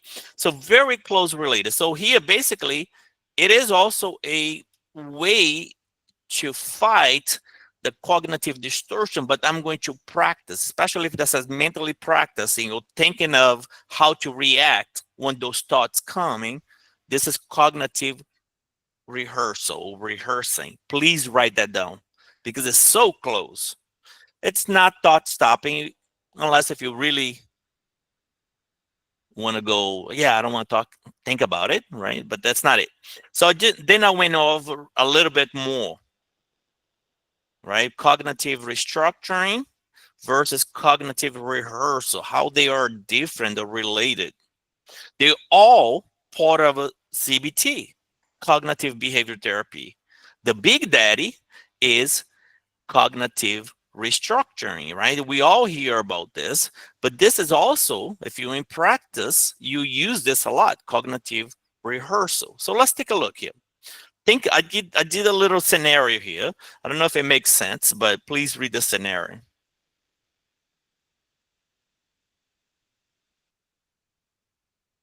What is the broader overreaching process of identifying, challenging, changing maladaptive, irrational, and distorted thoughts patterns? It's about becoming aware of your automatic negative thoughts and the logically evaluating them to see if they are accurate or irrational. So that in itself is cognitive restructuring.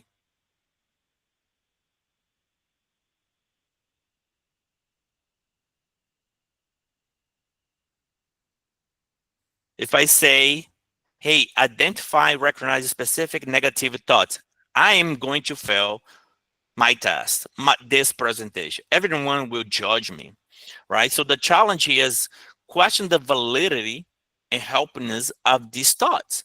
What evidence do you have, do I have, not you, that I will fail? What is the worst thing that could happen?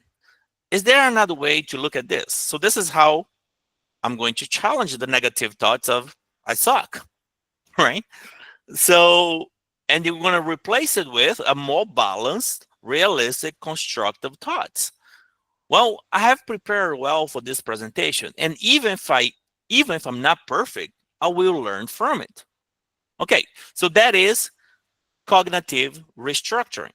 Now let's take a look. How is that different than cognitive rehearsal under the learning music scenario? It involves a mentally practice, rehearsing the desired cognitive response, behavior, coping strategy that I will anticipate during a challenging situation. Why? Well, you want to strengthen and make automatic these new, more adaptive thoughts. How does it work? Well, after you identified and restructure the distorted thoughts, you then manually play out the scenario in your head where you would typically have that old thought. Instead, you are now going to imagine yourself thinking and reacting in the new, more adaptive thoughts and behaviors that you have deployed or learned. Right? The analogy here for the music is this is a mentally practicing the difficulty sessions of the music over and over in your head. I do that before you play in the instrument or even before you perform for the audience. So you have learned the notes. Now you are running through the motions of making sure that you can execute them smoothly and confidently. So the summary of the difference here is what I really care that you get it.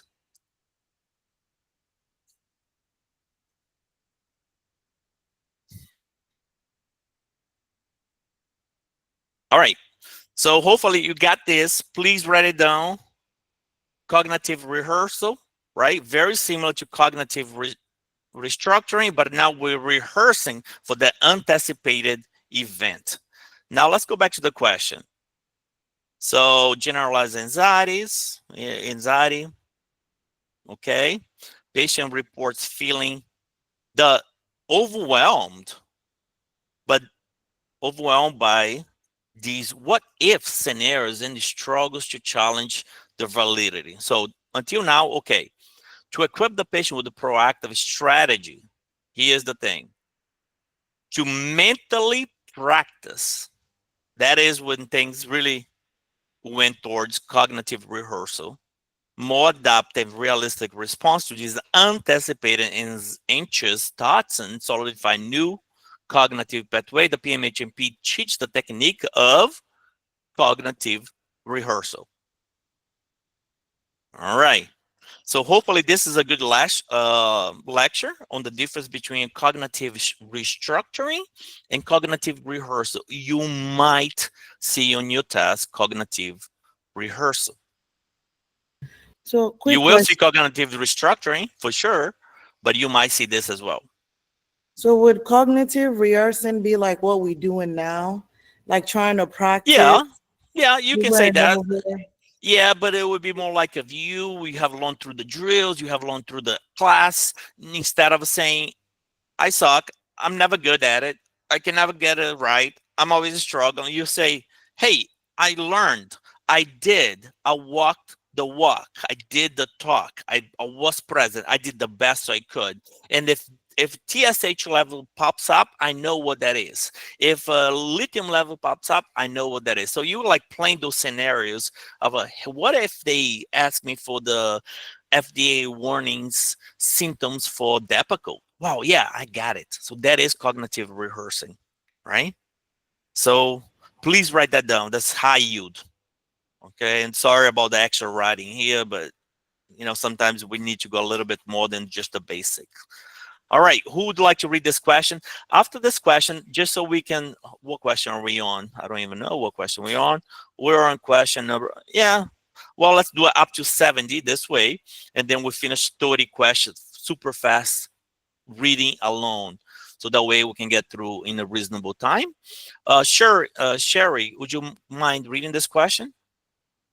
Okay. A 22-year-old patient in the support group has numerous scars on her arms and legs from a self-inflicted cut.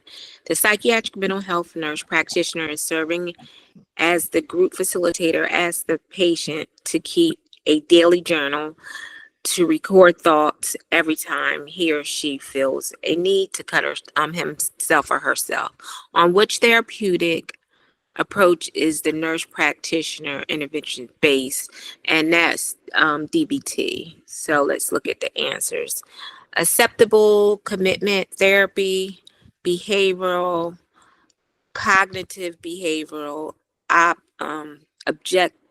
object relations. So it's behavioral. Oh, I can't push it. The answer is B.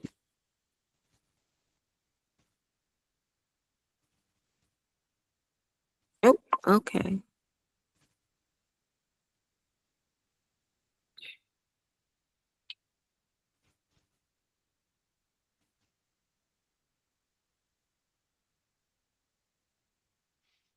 You're right. You said cognitive behavior after you read your question. Selected the wrong one.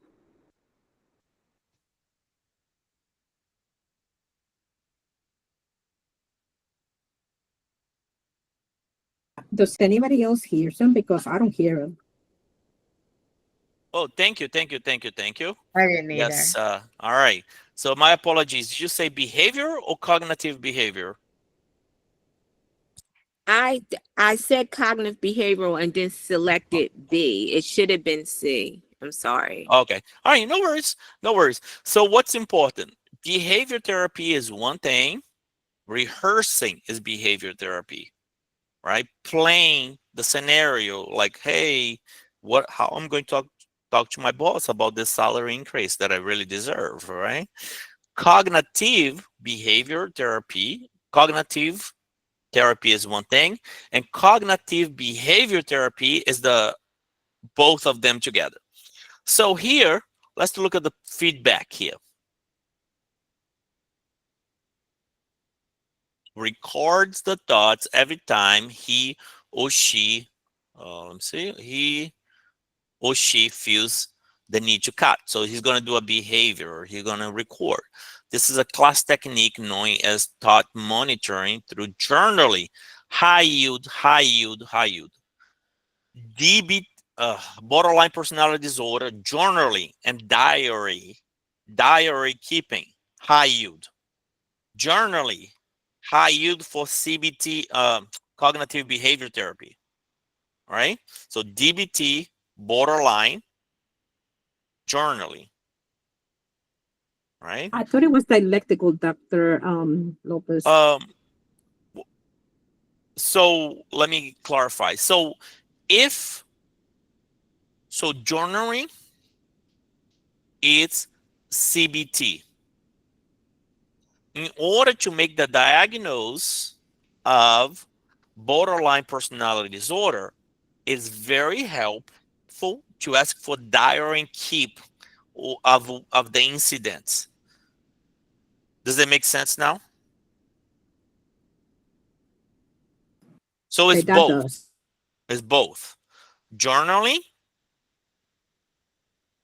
CBT, diary keeping, or even sometimes journaling is helpful for the diagnosis of a borderline personality disorder.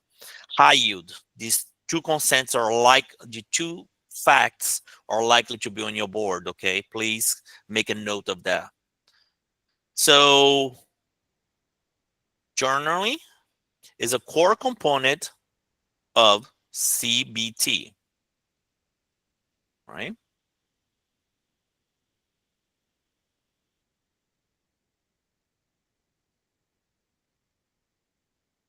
which also we talked about cognitive restructuring earlier today.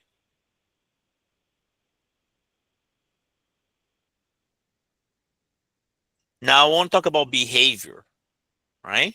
So behavior theory focus primarily on observable behaviors and how they are learned and maintained, while self-harm is a behavior. Simply recording thoughts goes beyond the pure behavior intervention, which might focus on extinction, reinforcement, or exposure. So exposures, role playing, modeling, right? So it's a behavior therapy. How you do, okay? All right, so who would like to read the next question? Raise your hand, please.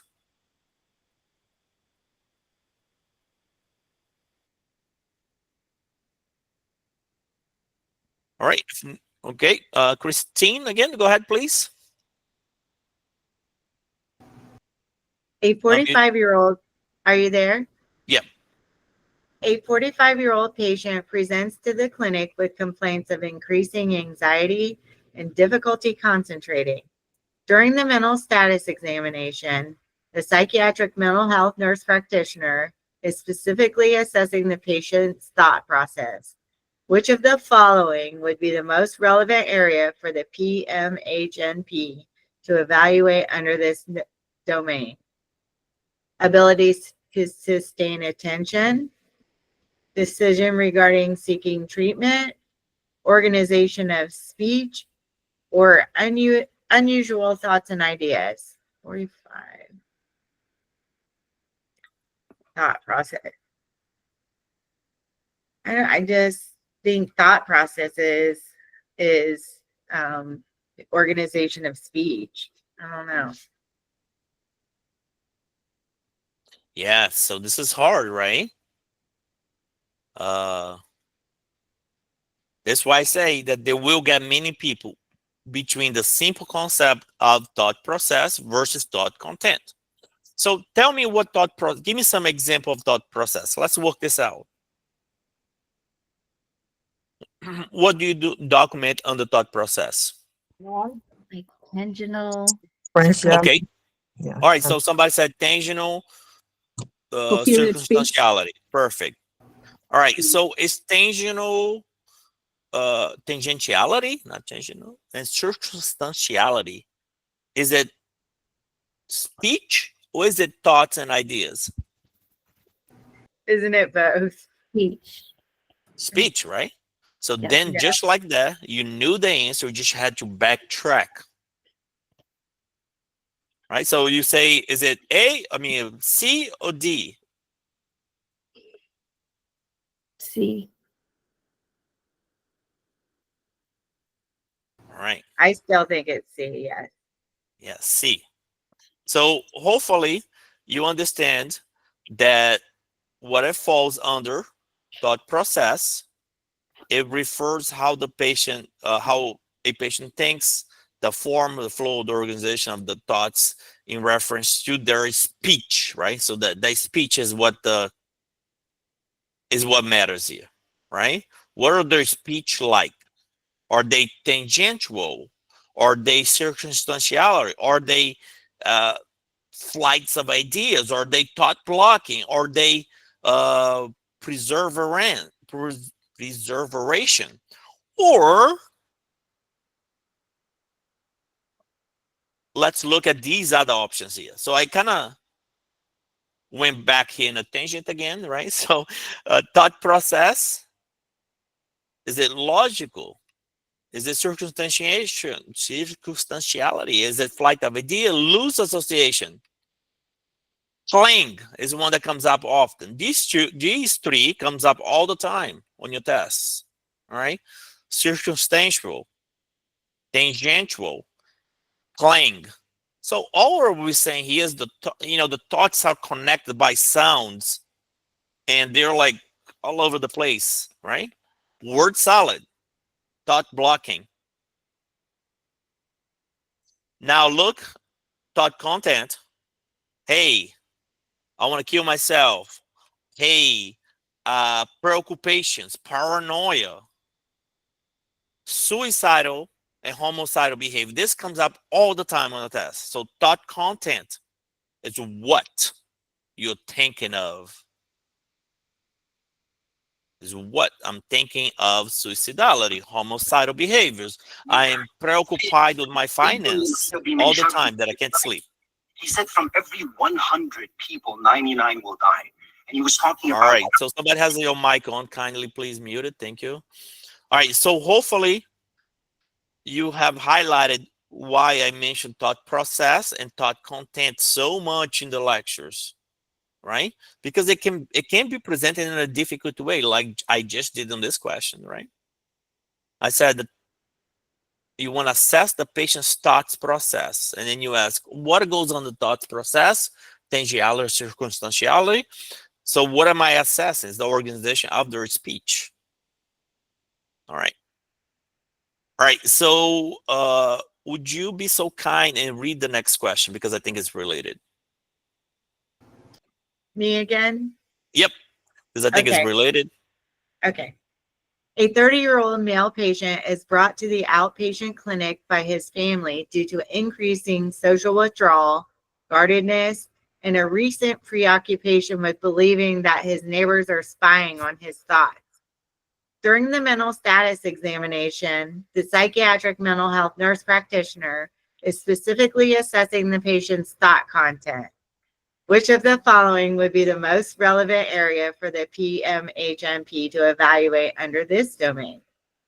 The coherence and organization of the patient's verbal responses, the presence of fixed, false beliefs held despite clear contradictory evidence, any report of unusual sensory experiences in the absence of external stimuli, or the patient's understanding of his need for treatment.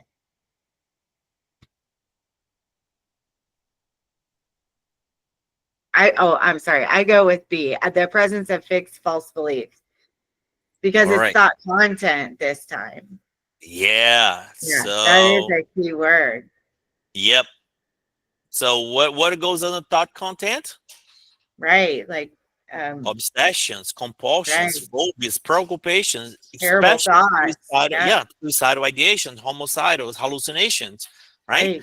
And then again, I went in a tangent here, and no, not as much, but hopefully this is to highlight the importance of thought process and thought content, and how a question can present in a difficult way, not so much where do you document suicidality, right? So please, everyone, memorize this, because you will see on your test. You're likely to have seen this on your school, and that you didn't even go to your school. Where do you document suicidality? You know, like if you remember back in the day, probably was there. Classic. Dr. Lopez, could you explain what goes under speech with the MSc? What do you mean by that? Isn't speech a category where you might have to identify what goes on there, like maybe the how loud they're speaking, or? So basically, speech. Anytime you see pressure speech, what do you think of? Bipolar. Right. So basically, it's trying to identify what's the volume, what's the rhythm, is it fast, is it slow? Because if it's slow, what's your name? Mavis. Mavis. So what kind of a diagnosis would you be leading? Of course, more than that, but you would be leaning more towards a other diagnosis, because the speech, you are able to identify psychiatric conditions. Does it help a little? Yes. So it's just a small piece of the puzzle, because if someone has a pressure speech and it's speaking super fast, and then I know they're in a bipolar manic episode. If they're super slow, maybe there is a depression going on. Maybe this is dementia, most likely depression. Okay. You know, so this is just a part of your assessment, nothing too specific. I mean, they could be specific. It's just a little bit more to your diagnosis. All right, Mavis, would you mind reading this question? Okay, it's kind of hard because I'm looking at it on the cell phone, but I'll try. Oh, okay. A psychiatric mental health nurse practitioner is integrating various psychotherapeutic approaches into their practice to provide holistic patient care. When operating from a humanistic, theoretical framework, the psychiatric mental health nurse practitioner's intervention and therapeutic stance are fundamentally guided by which of the following core assumptions about human nature and therapeutic process? Okay, so I'm reading this question and I'm like, oh my goodness, I don't remember what that is. I'm not fresh on that, but let me try. So A is all presenting behaviors serve an unconscious purpose or defense mechanism to resolve internal conflicts. The second one is individuals possess an inherent drive towards personal growth, self-actualization, and developing their full potential. People are naturally good and strive for the growth and self-actualization.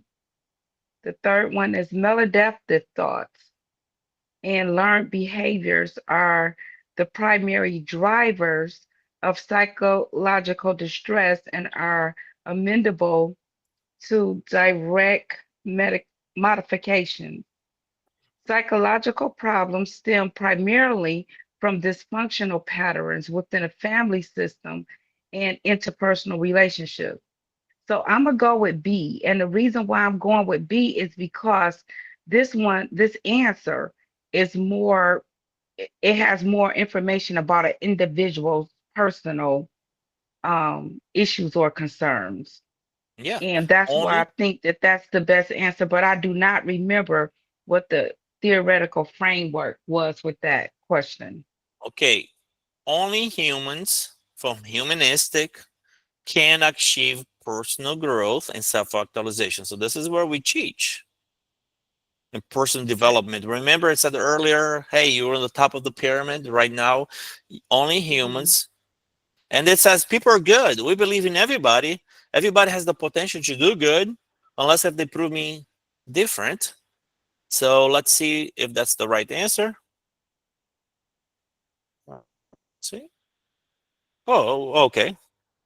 Didn't give me the feedback. Okay, here we go. So individuals possess an inherent drive towards personal growth, self-actualization, and developing their full potential. People are naturally good and strive for the growth, and self-actualization. So here's the rationale.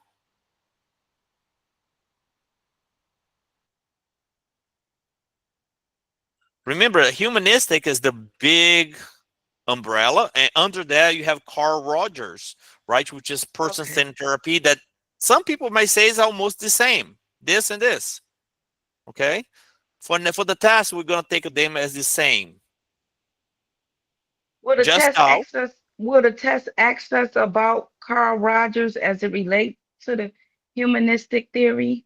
No, the test is going to ask who's the founder of person-centered therapy, most likely Carl Rogers, or sometimes the answer may be humanistic because they are interchangeable to some people. Oh. Okay. Okay. They would definitely may ask one question about existential or one question about gestalt. Okay, but it all falls under humanistic approach. They're very optimistic about human nature, and everyone possesses innate tendencies to self-actualization, given that other things in their life are in the right place. The people are good. People are not there to get each other, you know. And I actually do believe that. I believe that all the time until I'm proven wrong. All right. So let's see what's the next question we are going to do as we are doing up to now. So at this point, we're question 71. We're going to try to reach question 100. So everyone has 1 minute per question. Put your answers in. I'll be quiet and I'll get my clock going. Now it's about speed. Okay, so we're going to practice speed. Do not look at somebody else's answers and go. 1 minute. Put your answers on the chat box.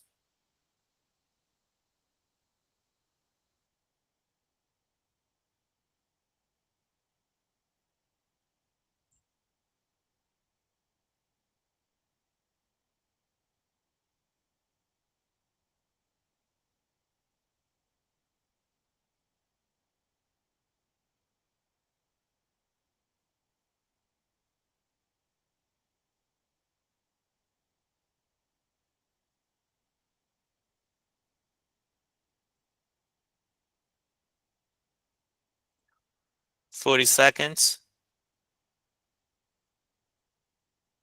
All right, nobody's putting an answer in the chat box.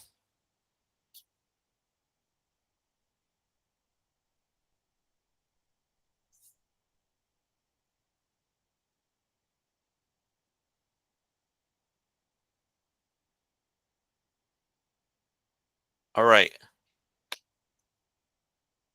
Okay, I wasn't seeing that. I see a lot of B's. C1C, C's and B's, right? All right, so let's pick one here. Okay, let's just pick one. I don't know if it's the right answer. It is the right answer, right? So why we are not doing motivational therapy? Okay, anytime you are fighting, you swimming against the ocean or the waves, this is not motivational therapy. You know, if somebody says, I don't want to stop drinking, then you shouldn't say you need to stop drinking, because stopping drinking is good for you. It's going to get you healthy, right? So motivational therapy is bringing what's inside of them out, flourish. When you do cognitive restructuring, it says right here, guys, look, guides the patient through the process of systematically challenge and reframe these unhelpful patterns.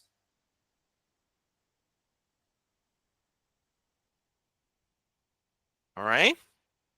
Any questions on this one?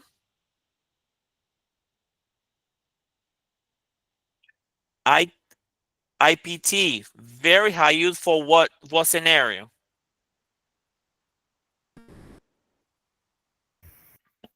Marriage, family. Yeah. Yes, but marital discord. Don't pick couples therapy. Pick interpersonal psychotherapy. So anytime there is a fight, there is a disagreement, whether it's two employees, then we bring interpersonal therapy. But the problem is with couples, people think it's couples therapy. No, this is the disagreements between couples is interpersonal therapy. Motivational therapy, look, MI is collaborative, person-centered counseling style for listening and strengthening a person's own motivation for change. You can't motivate someone that does not want to change. You can try, but it usually doesn't happen. You got to go with them when they are ready for the change. The core of this question, and this was a psychodynamics, you know, it's all about the unconscious mind conflicts in earlier experience. Now, if you look at this, what gave it away was the patient's thoughts. Patients through process that systematically challenge and reframes unhelpful pattern. Right? Classic. All right. Next question. 1 minute. Ooh.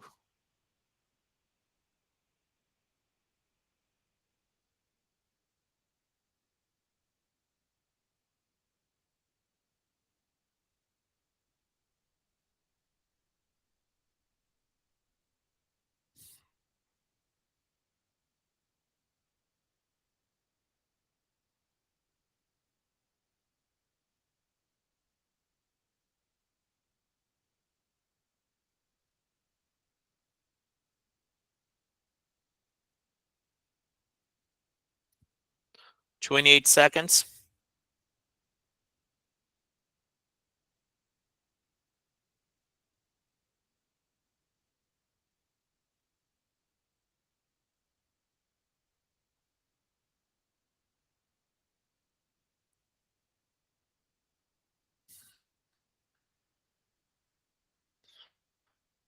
$52 seconds, and we're done. So it seems that the majority of you guys picked C, right? Guys, I'm going to take you guys for a loop. Not this one, but it's coming. Okay, just fair warnings. All right, so this is C, right?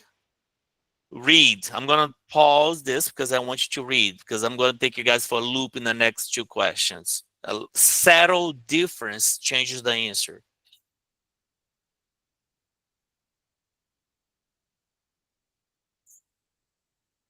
Imminent, identifiable, specific threat to self from an individual who is not directly under the PMHNP care, but whose information has been reliably conveyed. Right? What is imminent threat? Law enforcement roles.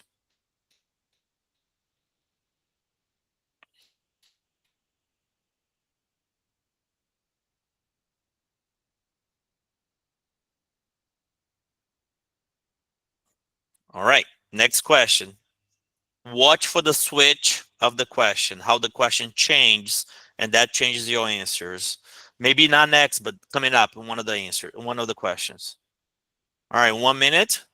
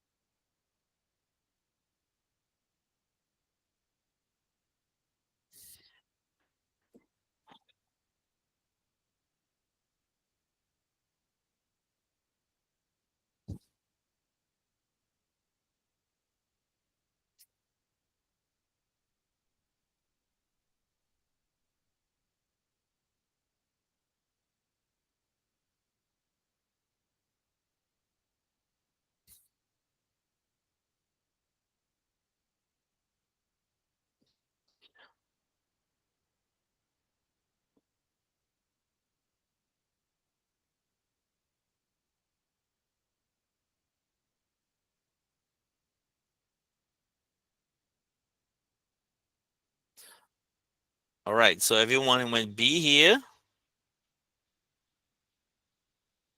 C and B, right? So speak C here. I mean B. Let's see what it says. Incorrect, right? Incorrect. Maybe I misguide you by saying, hey, I'm going to throw you for the loop. I didn't say, what's this question, right? So here, look at this. It's duty to protect.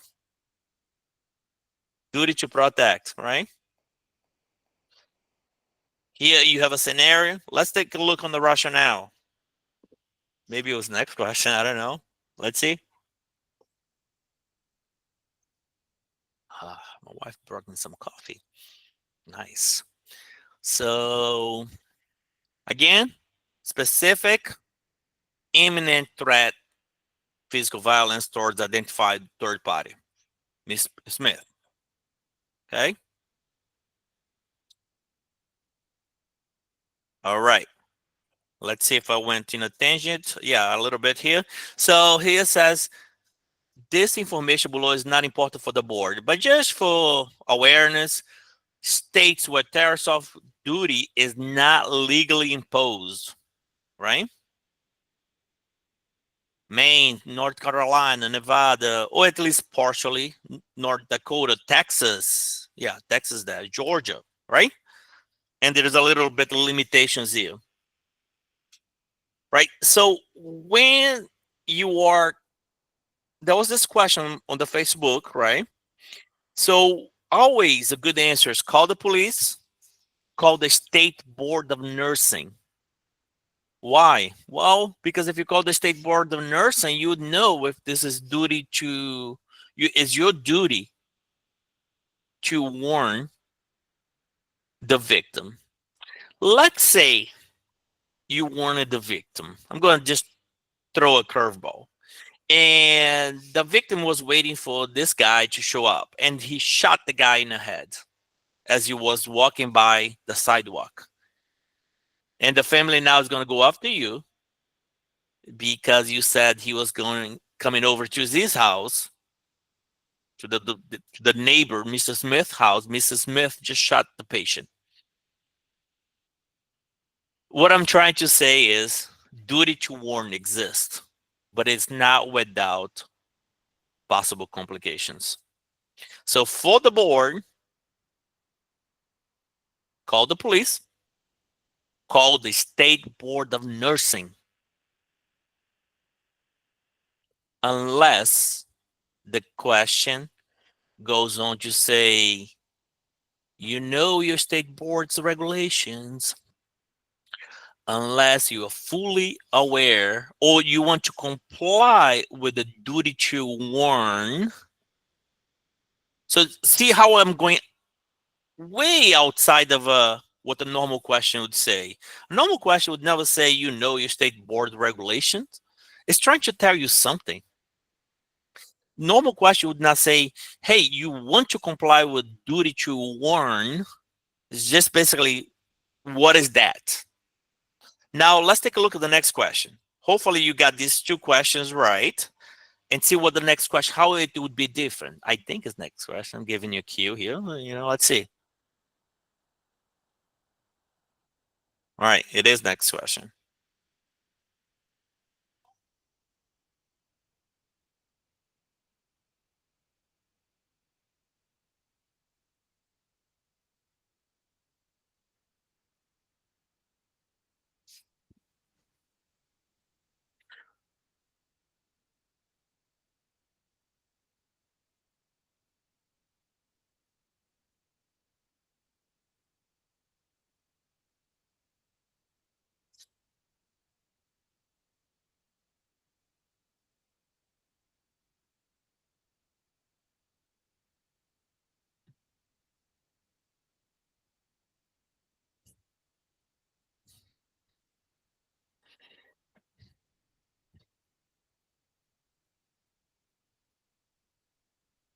All right. All right. So this one's very different, right? I'm going out of the way to say, hey, I have Mr. Johnson's direct information on file, right? And I'm going out of the way to say duty to warn, not duty to protect. Duty to warn is applicable to the state in which the nurse practitioner practice. I'm making very clear so you don't get confused, right? Now, they probably would never put this answer and this answer together on the same questions, right? Because one can also say, I called the police and that was my duty to warn. All right, just to be fair, they probably would not. But if the question goes really out of the way to say the duty to warn is applicable, or you know your state regulations related to warning the victim. So it's basically saying, hey, this is duty to warn, the Tarasov principle is applicable. All right, so there was a question. Please ask your question there. I think was Christina. You would still call the police though, wouldn't you? You would warn the guy and still call the police. In real life, absolutely. Yes. In real life, I just absolutely. want to make sure. Yeah, it's Yeah, just no, an no, order absolutely. of what. Okay. Right, but the test 99% will be call the police or call the State Board of Nursing, because then you would know what to do. Remember, time is not important. The patient's that calmly waiting, you picking up the phone, you're calling the State Board of Nursing, right? In the test. So it's not a problem. Now, if the test ever goes to make like details like this, like knowing your state regulations, you fully understand your state regulations, you understand the duty to warn principle. It's telling you, hey, this is really, you have to warn the patient. Okay? This is an exception. Most of the time, police or the State Board of Nursing. And no, they shouldn't come in the same question, ideally. Super Gavali? But Dr. Lopez, I thought if the question stated that the duty to warn is applicable, and based on the review that we did, duty to warn is calling the State Board of Nursing or the police. So why did you choose C as an answer?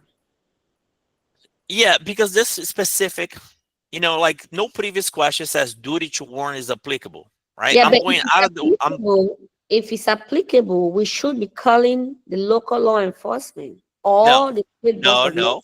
What's the duty to warn? The duty to warn is to tell the victim of a possible imminent threat. That is the duty to warn. Duty to warn is not to call the police, right?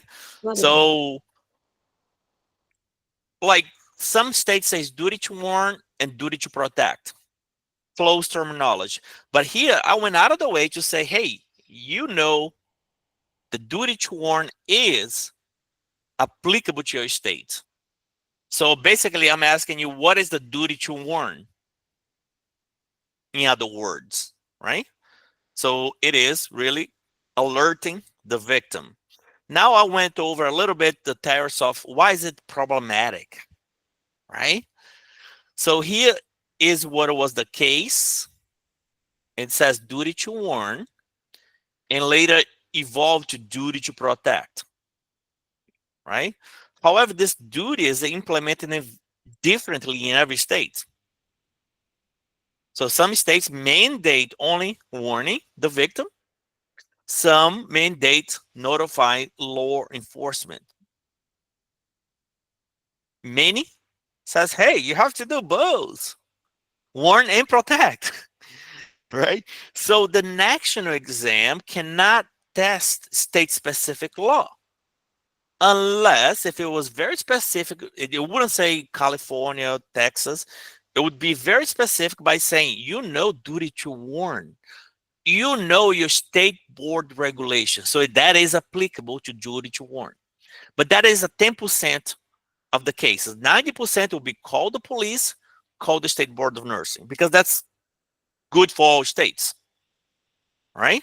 So hopefully this clarifies, because I know it can be a issue here, and I don't mean to bring you a lot of distress, but I want you also to be aware that could be this small possibility that they say, hey, duty to warn is applicable.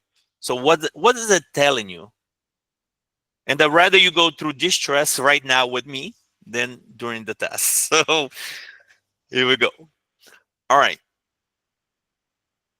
You know, I should have just not even bring it up, a question like that, but I'd rather we go through these scenarios, the what ifs, cognitive rehearsing of life possibilities, that if it shows up, right, you know.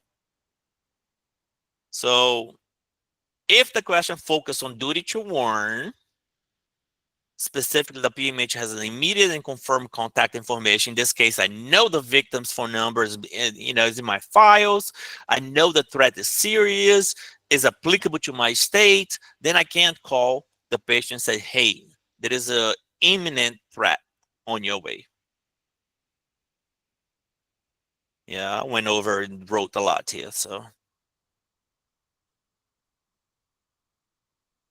All right, so let's take a look here on this specific example. Call, even though your board would never be this mean to put both of them together, but even if they did, and it was so clear duty to warn here, it would still be a better option, duty to warn. In a very few exceptions that it is this question. This question is an exception.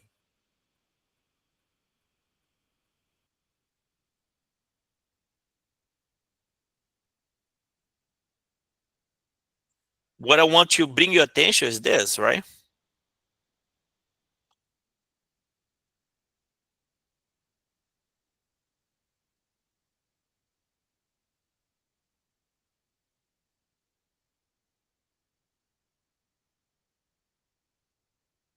duty to warn, and is applicable to the state. That is what boils down to it for this specific question.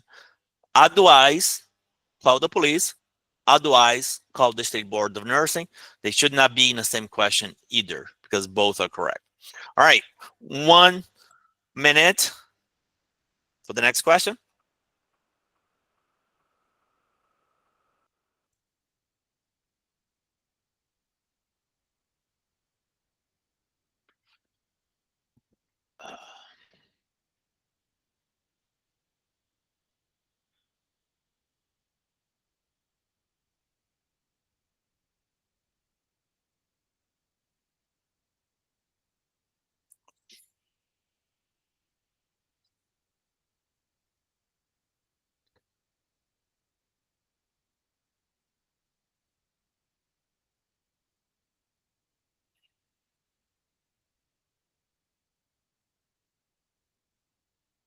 Forty seconds has elapsed.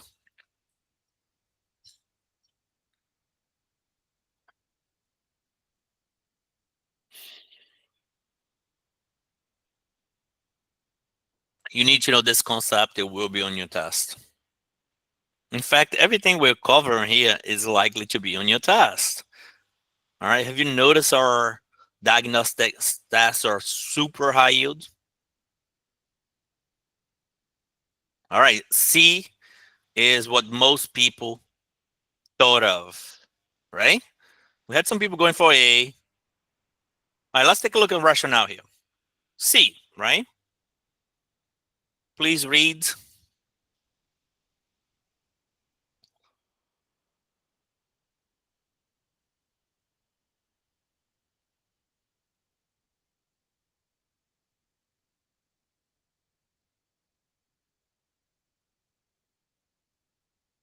So females, biologically, generally speaking, they have activity of a decrease or lower level of GADH compared to males. That means that smaller percentage of ingested, that means that a smaller percentage of ingest alcohol is metabolized by the stomach before it actually enters the bloodstream. Consequently, a large amount of unmetabolized reaches the liver and circulates through the body. This leads to what? Hey, higher peak alcohol concentration. All right. So what do you care for the test? They have less gastric alcohol, DAH. All right. So now let's take a look a little bit more. What does it do, right? Primary anxiety responsible for the initial breakdown of ethanol, a significant amount of alcohol metabolism begins with the stomach via the gastric alcohol dehydrogenase, or GADH, before alcohol is absorbed into the bloodstream and reach the liver. Sex difference. Now let's look at the misconception. This one is a big misconception. A. Please read A. A generally higher total body water content in biological females, leading to a greater dilution of digested alcohol. The statement is incorrect.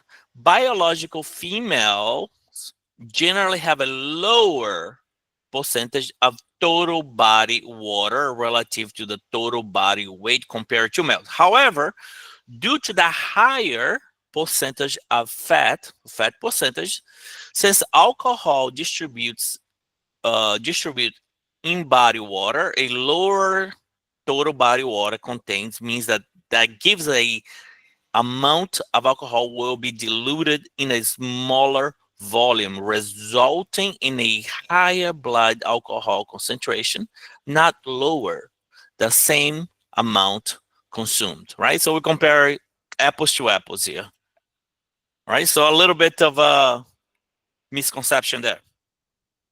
How about D?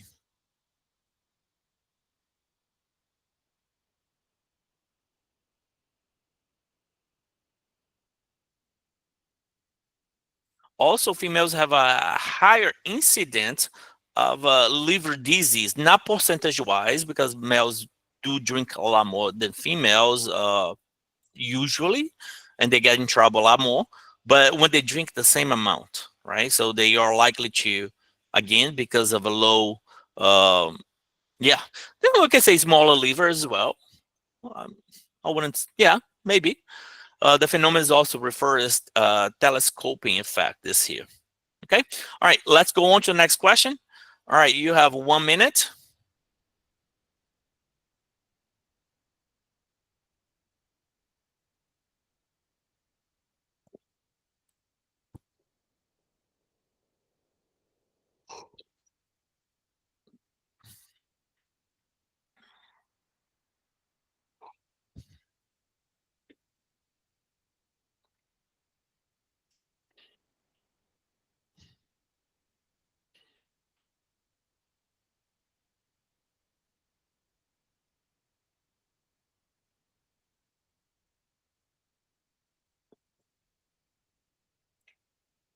All right. Say 10 seconds.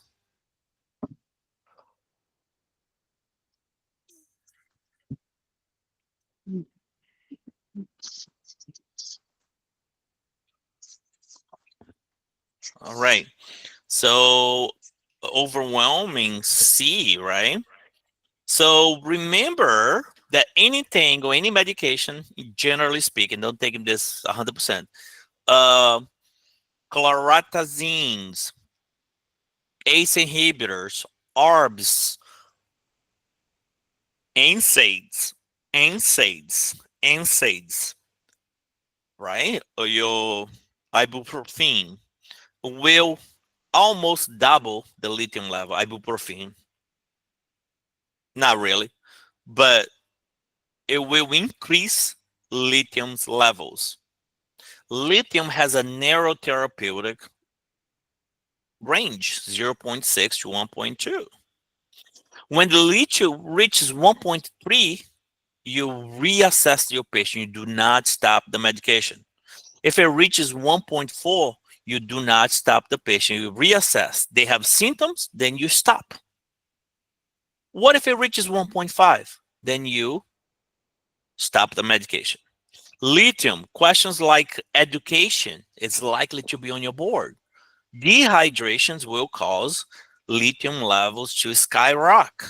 So working outside, hiking, playing soccer, construction workers, right? Heavy duty, working outside all day, they're gonna need a lot of water. They're gonna dehydrate, okay? So a little bit more of the answer choices and why the other ones are incorrect. And we're moving on. Remember, you have access to this in the course. Give me a few days. I'm moving, but I'll release this to everybody very, very soon, okay? Unless if you're in the dangers of if you test in the next 5 days and you really need this now, then you can ask me and then I'll release it to you. But usually I prefer to go over all the answers, rewrite it, write it again, rewrite it 10 times, and then release it. All right.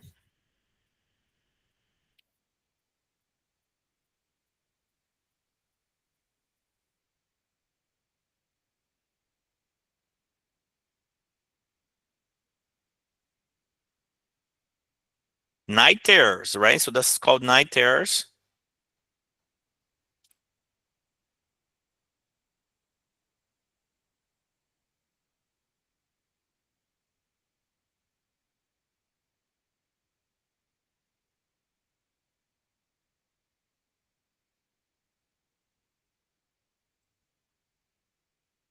All right. Everyone put your answer in. Time is over. Time is up. Okay. What we got here?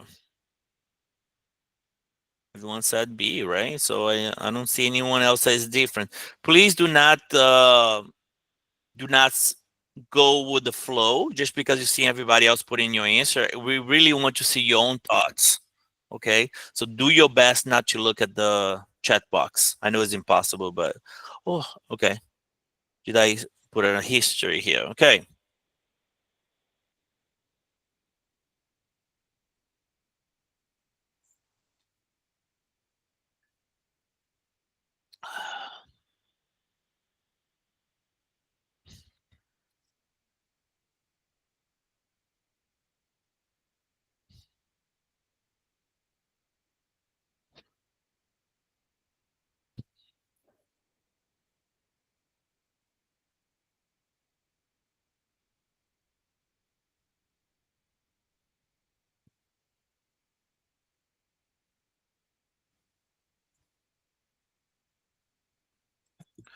All right, next question. All right, so this is a good question to stop and really write it down on your piece of paper so you don't get this one wrong. Well, it doesn't have and to two complete sentence, but still.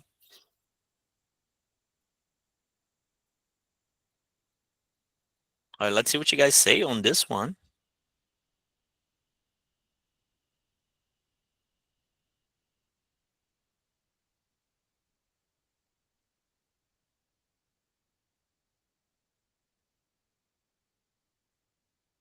Remember, for the whole answer to be complete, to be correct, the entire answer needs to be correct, right?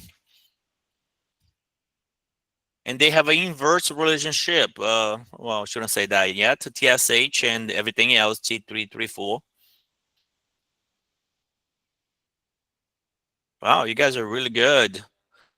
Okay, so let's take a look. Wow, I thought I was going to get some of you guys, and I got nobody on this question. So you guys are all good. All right, excellent. So everyone said B. Let's take a look a little bit, take some time here, okay?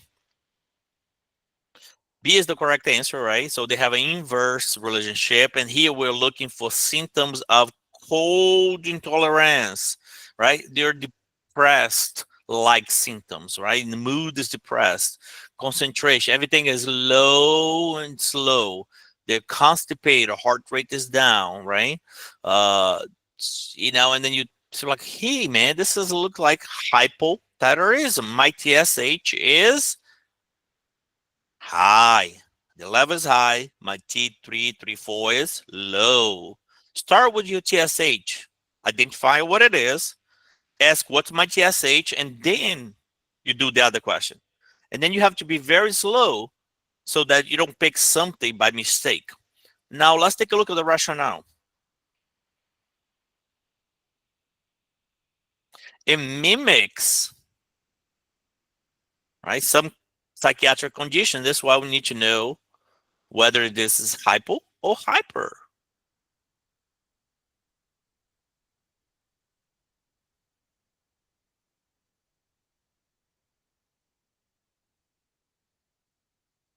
So we use a combination, right? But I say TSH, start with TSH. When the thyroid gland is underactive, hypothyroidism, it produces insufficient T3, 3, 4. And this is why you have the inverse relationship, right? But it produces more of a TSH to try to activate the T3, 3, 4. Now, the feedback loop, right? When circulating levels of T3, 3, 4 removes the normal feedback loop of the pituitary gland, it is an attempt to stimulate the falling thyroid gland. The pituitary gland compensate by releasing more TSH to elevate the by elevate the other volumes that are T3, 3, 4 that are crashing. Okay, so that's the feedback loop.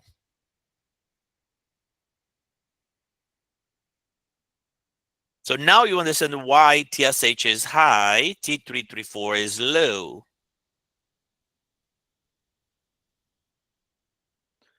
Thus, the combination of low T3, 3, 4 and a high TSH definitely confirms, I wouldn't say definitely, let's gotta take this out, but confirms primary hypothyroidism. Dr. All Lopes, right. Yes, go ahead. I just wanted to say, I think the easiest way to recall this is if you say to yourself, T3, T4 low, hypo, T3, T4 high, hyper. And then the TSH would be, that to me is the best way to remember it. That's how I remember it. But you and have then to do the TSH is cognitive. the opposite. You gotta do cognitive rehearsing. You know, you gotta say that many times. I mean, Whatever works. yeah, whatever works. Okay, guys. But you will see thought content, thought process, we'll see T3, T4, TSH levels. I guarantee you that, you know, like very common. Ingrid, what is your question? I have a quick question. So in the Sure. menu, it says T3 and T4. Let's say for hypothyroidism, your T3, your T4 is low, but here you only mentioned T4. Was this like It's a trick one or the question? other. Yeah, usually they'll say T3 or T4, usually T4. All right, thank you. Yeah, and it's not important to know the number because I mean, who knows all the labs for, you know, T4 is not something that we are looking at all the time. Not important. The test will likely just tell you if it's normal, abnormal. What they'll do is they'll do this complicated kind of question, make it a little bit bigger. They'll say decrease T4 and increase thyroid stimulated value. And then the next question, they'll say decrease. So that's why you have to really stop and mark it down, each of those answer choice carefully so you don't confuse them. So when T3, T4 is low, you have hypo, right? As was mentioned. So I like to go with TSH, identify my TSH first, and then I go back to, doesn't matter. What matters is that they have inverse relationship and they don't get along. So, all right. One more question. We have, go ahead.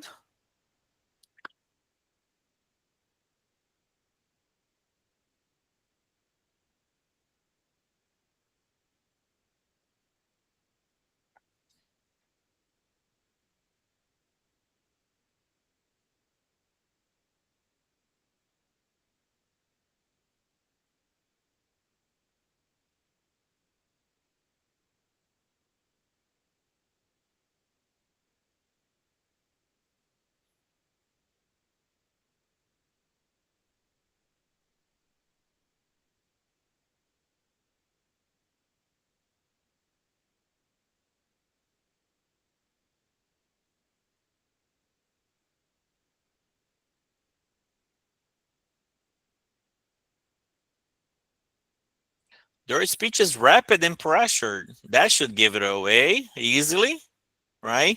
Be careful on your notes. Every time you say rapid speech or pressure speech, you'll be getting a call like, hey, is this patient manic? Or was it manic during your notes? So be careful how you use that, okay? Oh, somebody said D.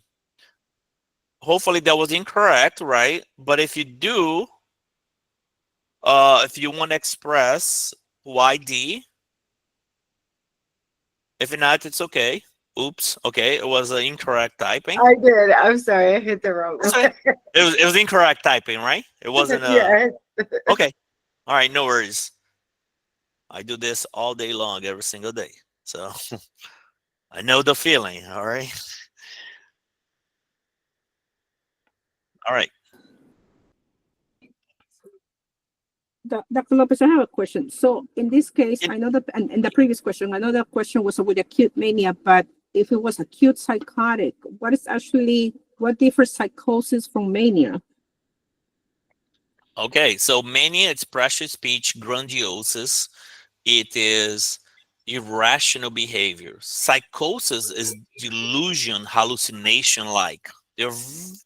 They can have a bipolar that's also in psychosis. You can have a major depressive with psychotic features, right? But usually you wouldn't have a schizophrenic and manic, usually not. But these are very distinct. Are they talking super fast? Are they going to the strip club and spending like $10,000 when they don't even have any money, right? I see. These are manic-like. Now, they say that most CEOs are hypomanic, meaning that they work 12 hours, 7 days a week. And that could be, I want to say productive because that's not productive, but you know, that's their drive. But yeah, but like now, when the question says psychosis, you pick, do not pick a mood stabilizer, pick an antipsychotic. All right, everyone's saying C here, right? So Lewy body, what I say, guys, Lewy body is I'm seeing things. I want you to remember, right? And that is the one exception. When you see psychosis, you never add antipsychotics. Okay. All right. So that's what you want to ask, you know, a little bit more vivid questions about, tell me about hallucinations. Are they coming? What do you have, right? Yes, absolutely. It depends, right? If it's a auditory hallucination, then more of a temporal. If it's visual hallucination, more of occipital. All right. What type, you know, can you scroll up 1 second? Yes, I can, my dear. Hopefully that's good.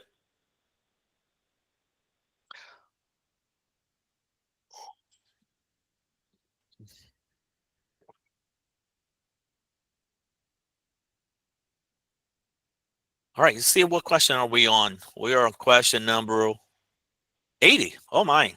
So let's do it. Let's hurry up a little bit more. Damn, that's it. 80. Yeah, 81. All right.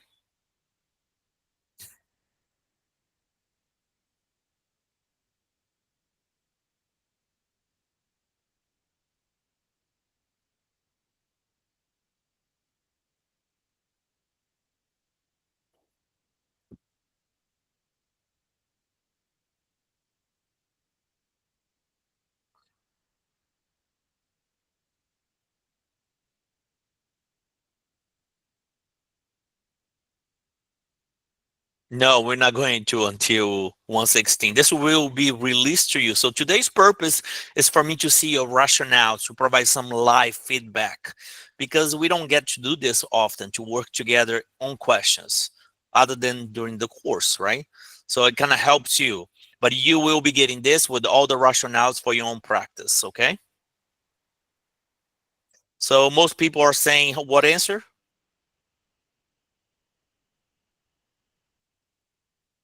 C, right? See, is that right? Yes. Okay. So referring to an integrate the individuals and group psychosocial groups, therapy skills, training, and health promotion program. So what are the health promotion program? Social skills and health promotion programs, right? Now let's go back to this because I should have done a better job. I said 12 years old. Did I say the sex? No, I didn't even say the sex. See, guys, that's why I don't like to release things, because I'm always looking for how to improve. So the better question would have been, because it says first episode. So what do you think about first episode males, right? So 18 to 25. Females, 25 to 35. So a better question would have said, hey, this is an 18 years old male. First psychotic episode, because you know, he could actually be in a prodromal stage, which is not full-blown psychosis yet. But remember, please, my point was 18 years old to 25 for males. Females, 25 to 35. That's important. Why? Well, when you get someone in AD and he's 45 years old and you get a call and says, this is the first psychotic break, you can say, no, no, no, no. You know, either something else is added. Let's put them in a CT scan. Let's do a UA first, because you know that knowledge. It is important, and this is why I'm mentioning, okay? So you want to keep your patients, schizophrenic patients, out of the hospital.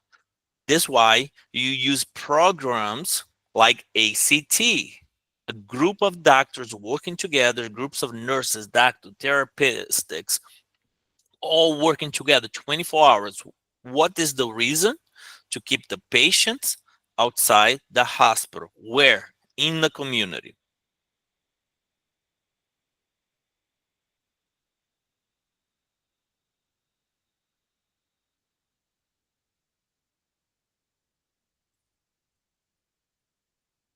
So what is the drug's onset action, a Viagra?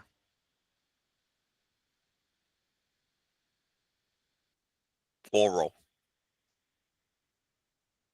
How does it work?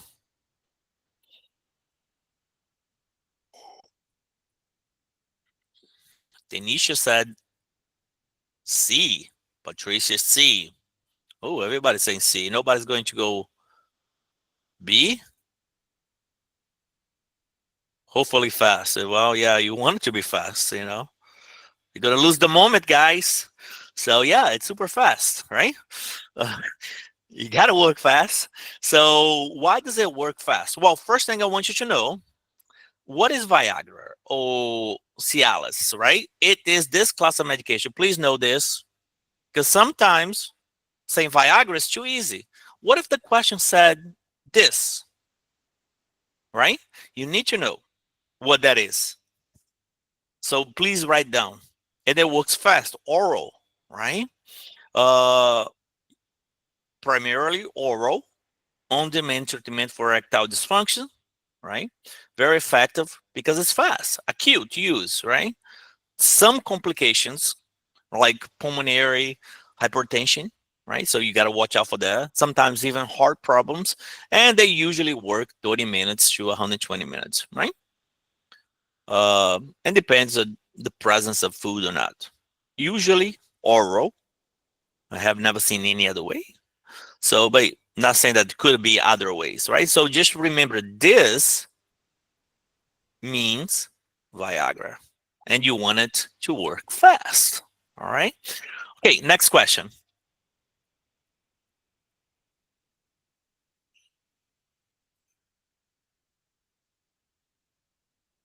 Acute onset,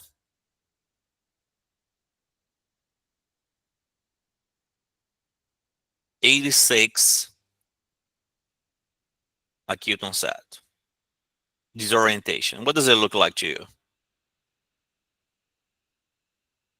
And what are you gonna do about it? You know what it is, and what are you gonna do about it? Man, if they are disoriented, you better get a culture and sensitivity, right? You gotta know what's happening here. What happened? I was still thinking. Got my smile face here thinking. Please. I don't know if I lost internet. Yeah, elderlies, man. They, you know, like they will be confused. But I guess who wouldn't be confused if you've been in a hospital bed for 2 days and lights is off and so forth. All right. Not entirely sure why this is not going over to the next. I'm afraid to refresh and lose my stuff here. Okay.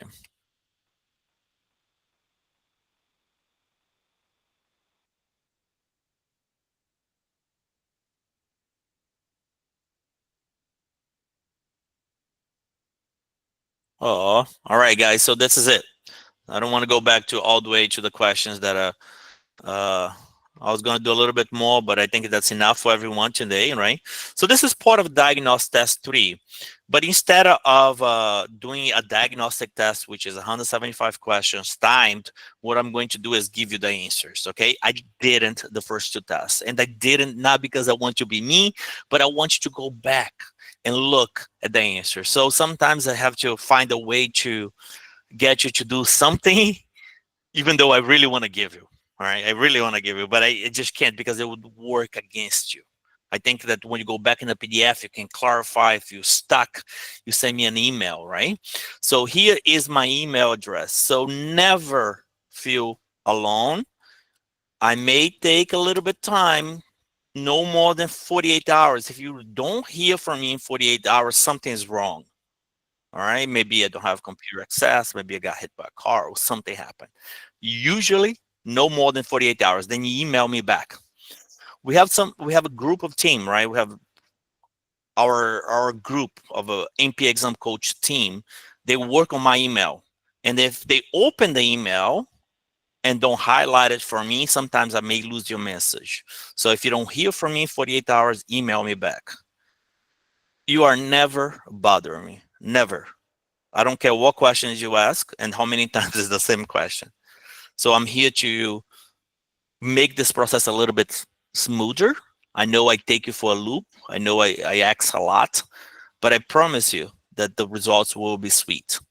Okay, and then you will be hopefully you'll be thankful that at the end it led to the positive results, but you learned a lot more than you would have to just crash course review. And that's why we have the crash course review, but I don't even recommend it, right? It's not that I don't like it. I love it, but I just think that this is the most important test of your life. Why go halfway? Why not go all the way in? All chips on the table, right? I mean, this is the moment. As I mentioned earlier, this is like the wedding day, right? For some people. It sure felt like that for me, right? It's the expected moment, the moment that your life will change forever, that you will no longer be an RN, you progress into a new career. So it is exciting. I feel super excited every single day. The first thing I do after I do my meditations and prayers for the day, I open my WhatsApp, see who passed. I open my email, and that's always give me chills, no matter how many hundreds of students have achieved that before. Okay, I promise you I wasn't going to take you for a super late night. I know it's already late. Is it probably what, 9 p.m.? Oh, okay, I thought it was a little bit later. Okay. But what's gonna happen is that I'm moving back to the US like in 2 days, and that means also that we're gonna have a lot more live classes too. Okay, so I'll be on your schedule, maybe a few more extra classes a week, a few more crash course reviews, and I'm super excited, super excited. Few more things are happening. I don't even know if I should mention, because every time I mention, few more things are happening, right? I just had a meeting with a very high profile hospital, very high profile hospital. And you guys that are enrolled in a course, you might be the first nurses in America to be able to provide ECT training. All right. So I can't tell you when. Right. So we're working through a deal right now. So that is on the works, and that is huge. That is huge. That's more important than any university attendance, because I think there are only 5 in the whole United States that I know of. There are ECT training. So I'll be providing the ECT training. It'll be hands-on and deductible, which means it's going to be in Massachusetts. I'm not going to say the name of the hospital yet. It's a university, a high-profile university. We're almost done with the deal. We went through the first part. Now I got to record the training. I got to go there, make sure that validates what they do, and it's good for you guys. And once I get there, then I'll open up the gates, and the first people is going to be you guys. So that is the good news. What else is happening? There's a possible change how the question bank is made. To a new app. I have to sell my house to buy this app, to make this app, but it's going to happen. I'm very sure that's going to happen. So we may have a new app on Google and the Android store just for you guys to practice on the go in different ways. Because I don't even like it how it is right now, but I don't have other choice right now. So these are the things that are happening, great things. So I'm very thankful for each one of you guys that are in this community that are working through it. Fight for every question. Please fight for every question. The hard time is now.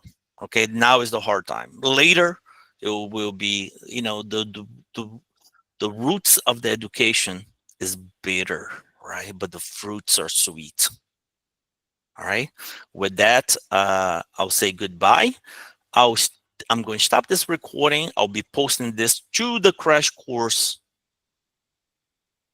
review, module 6, or only the crash course if that's all you have, so you can watch it.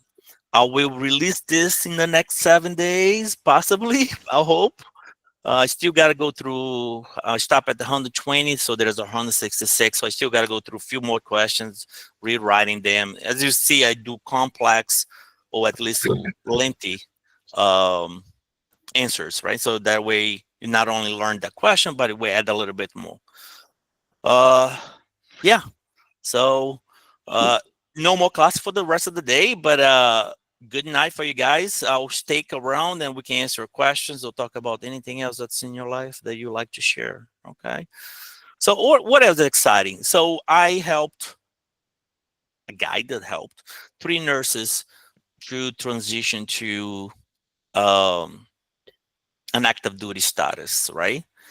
And there are huge bonus right now for active duty status. If you care to know more, just talk to me later.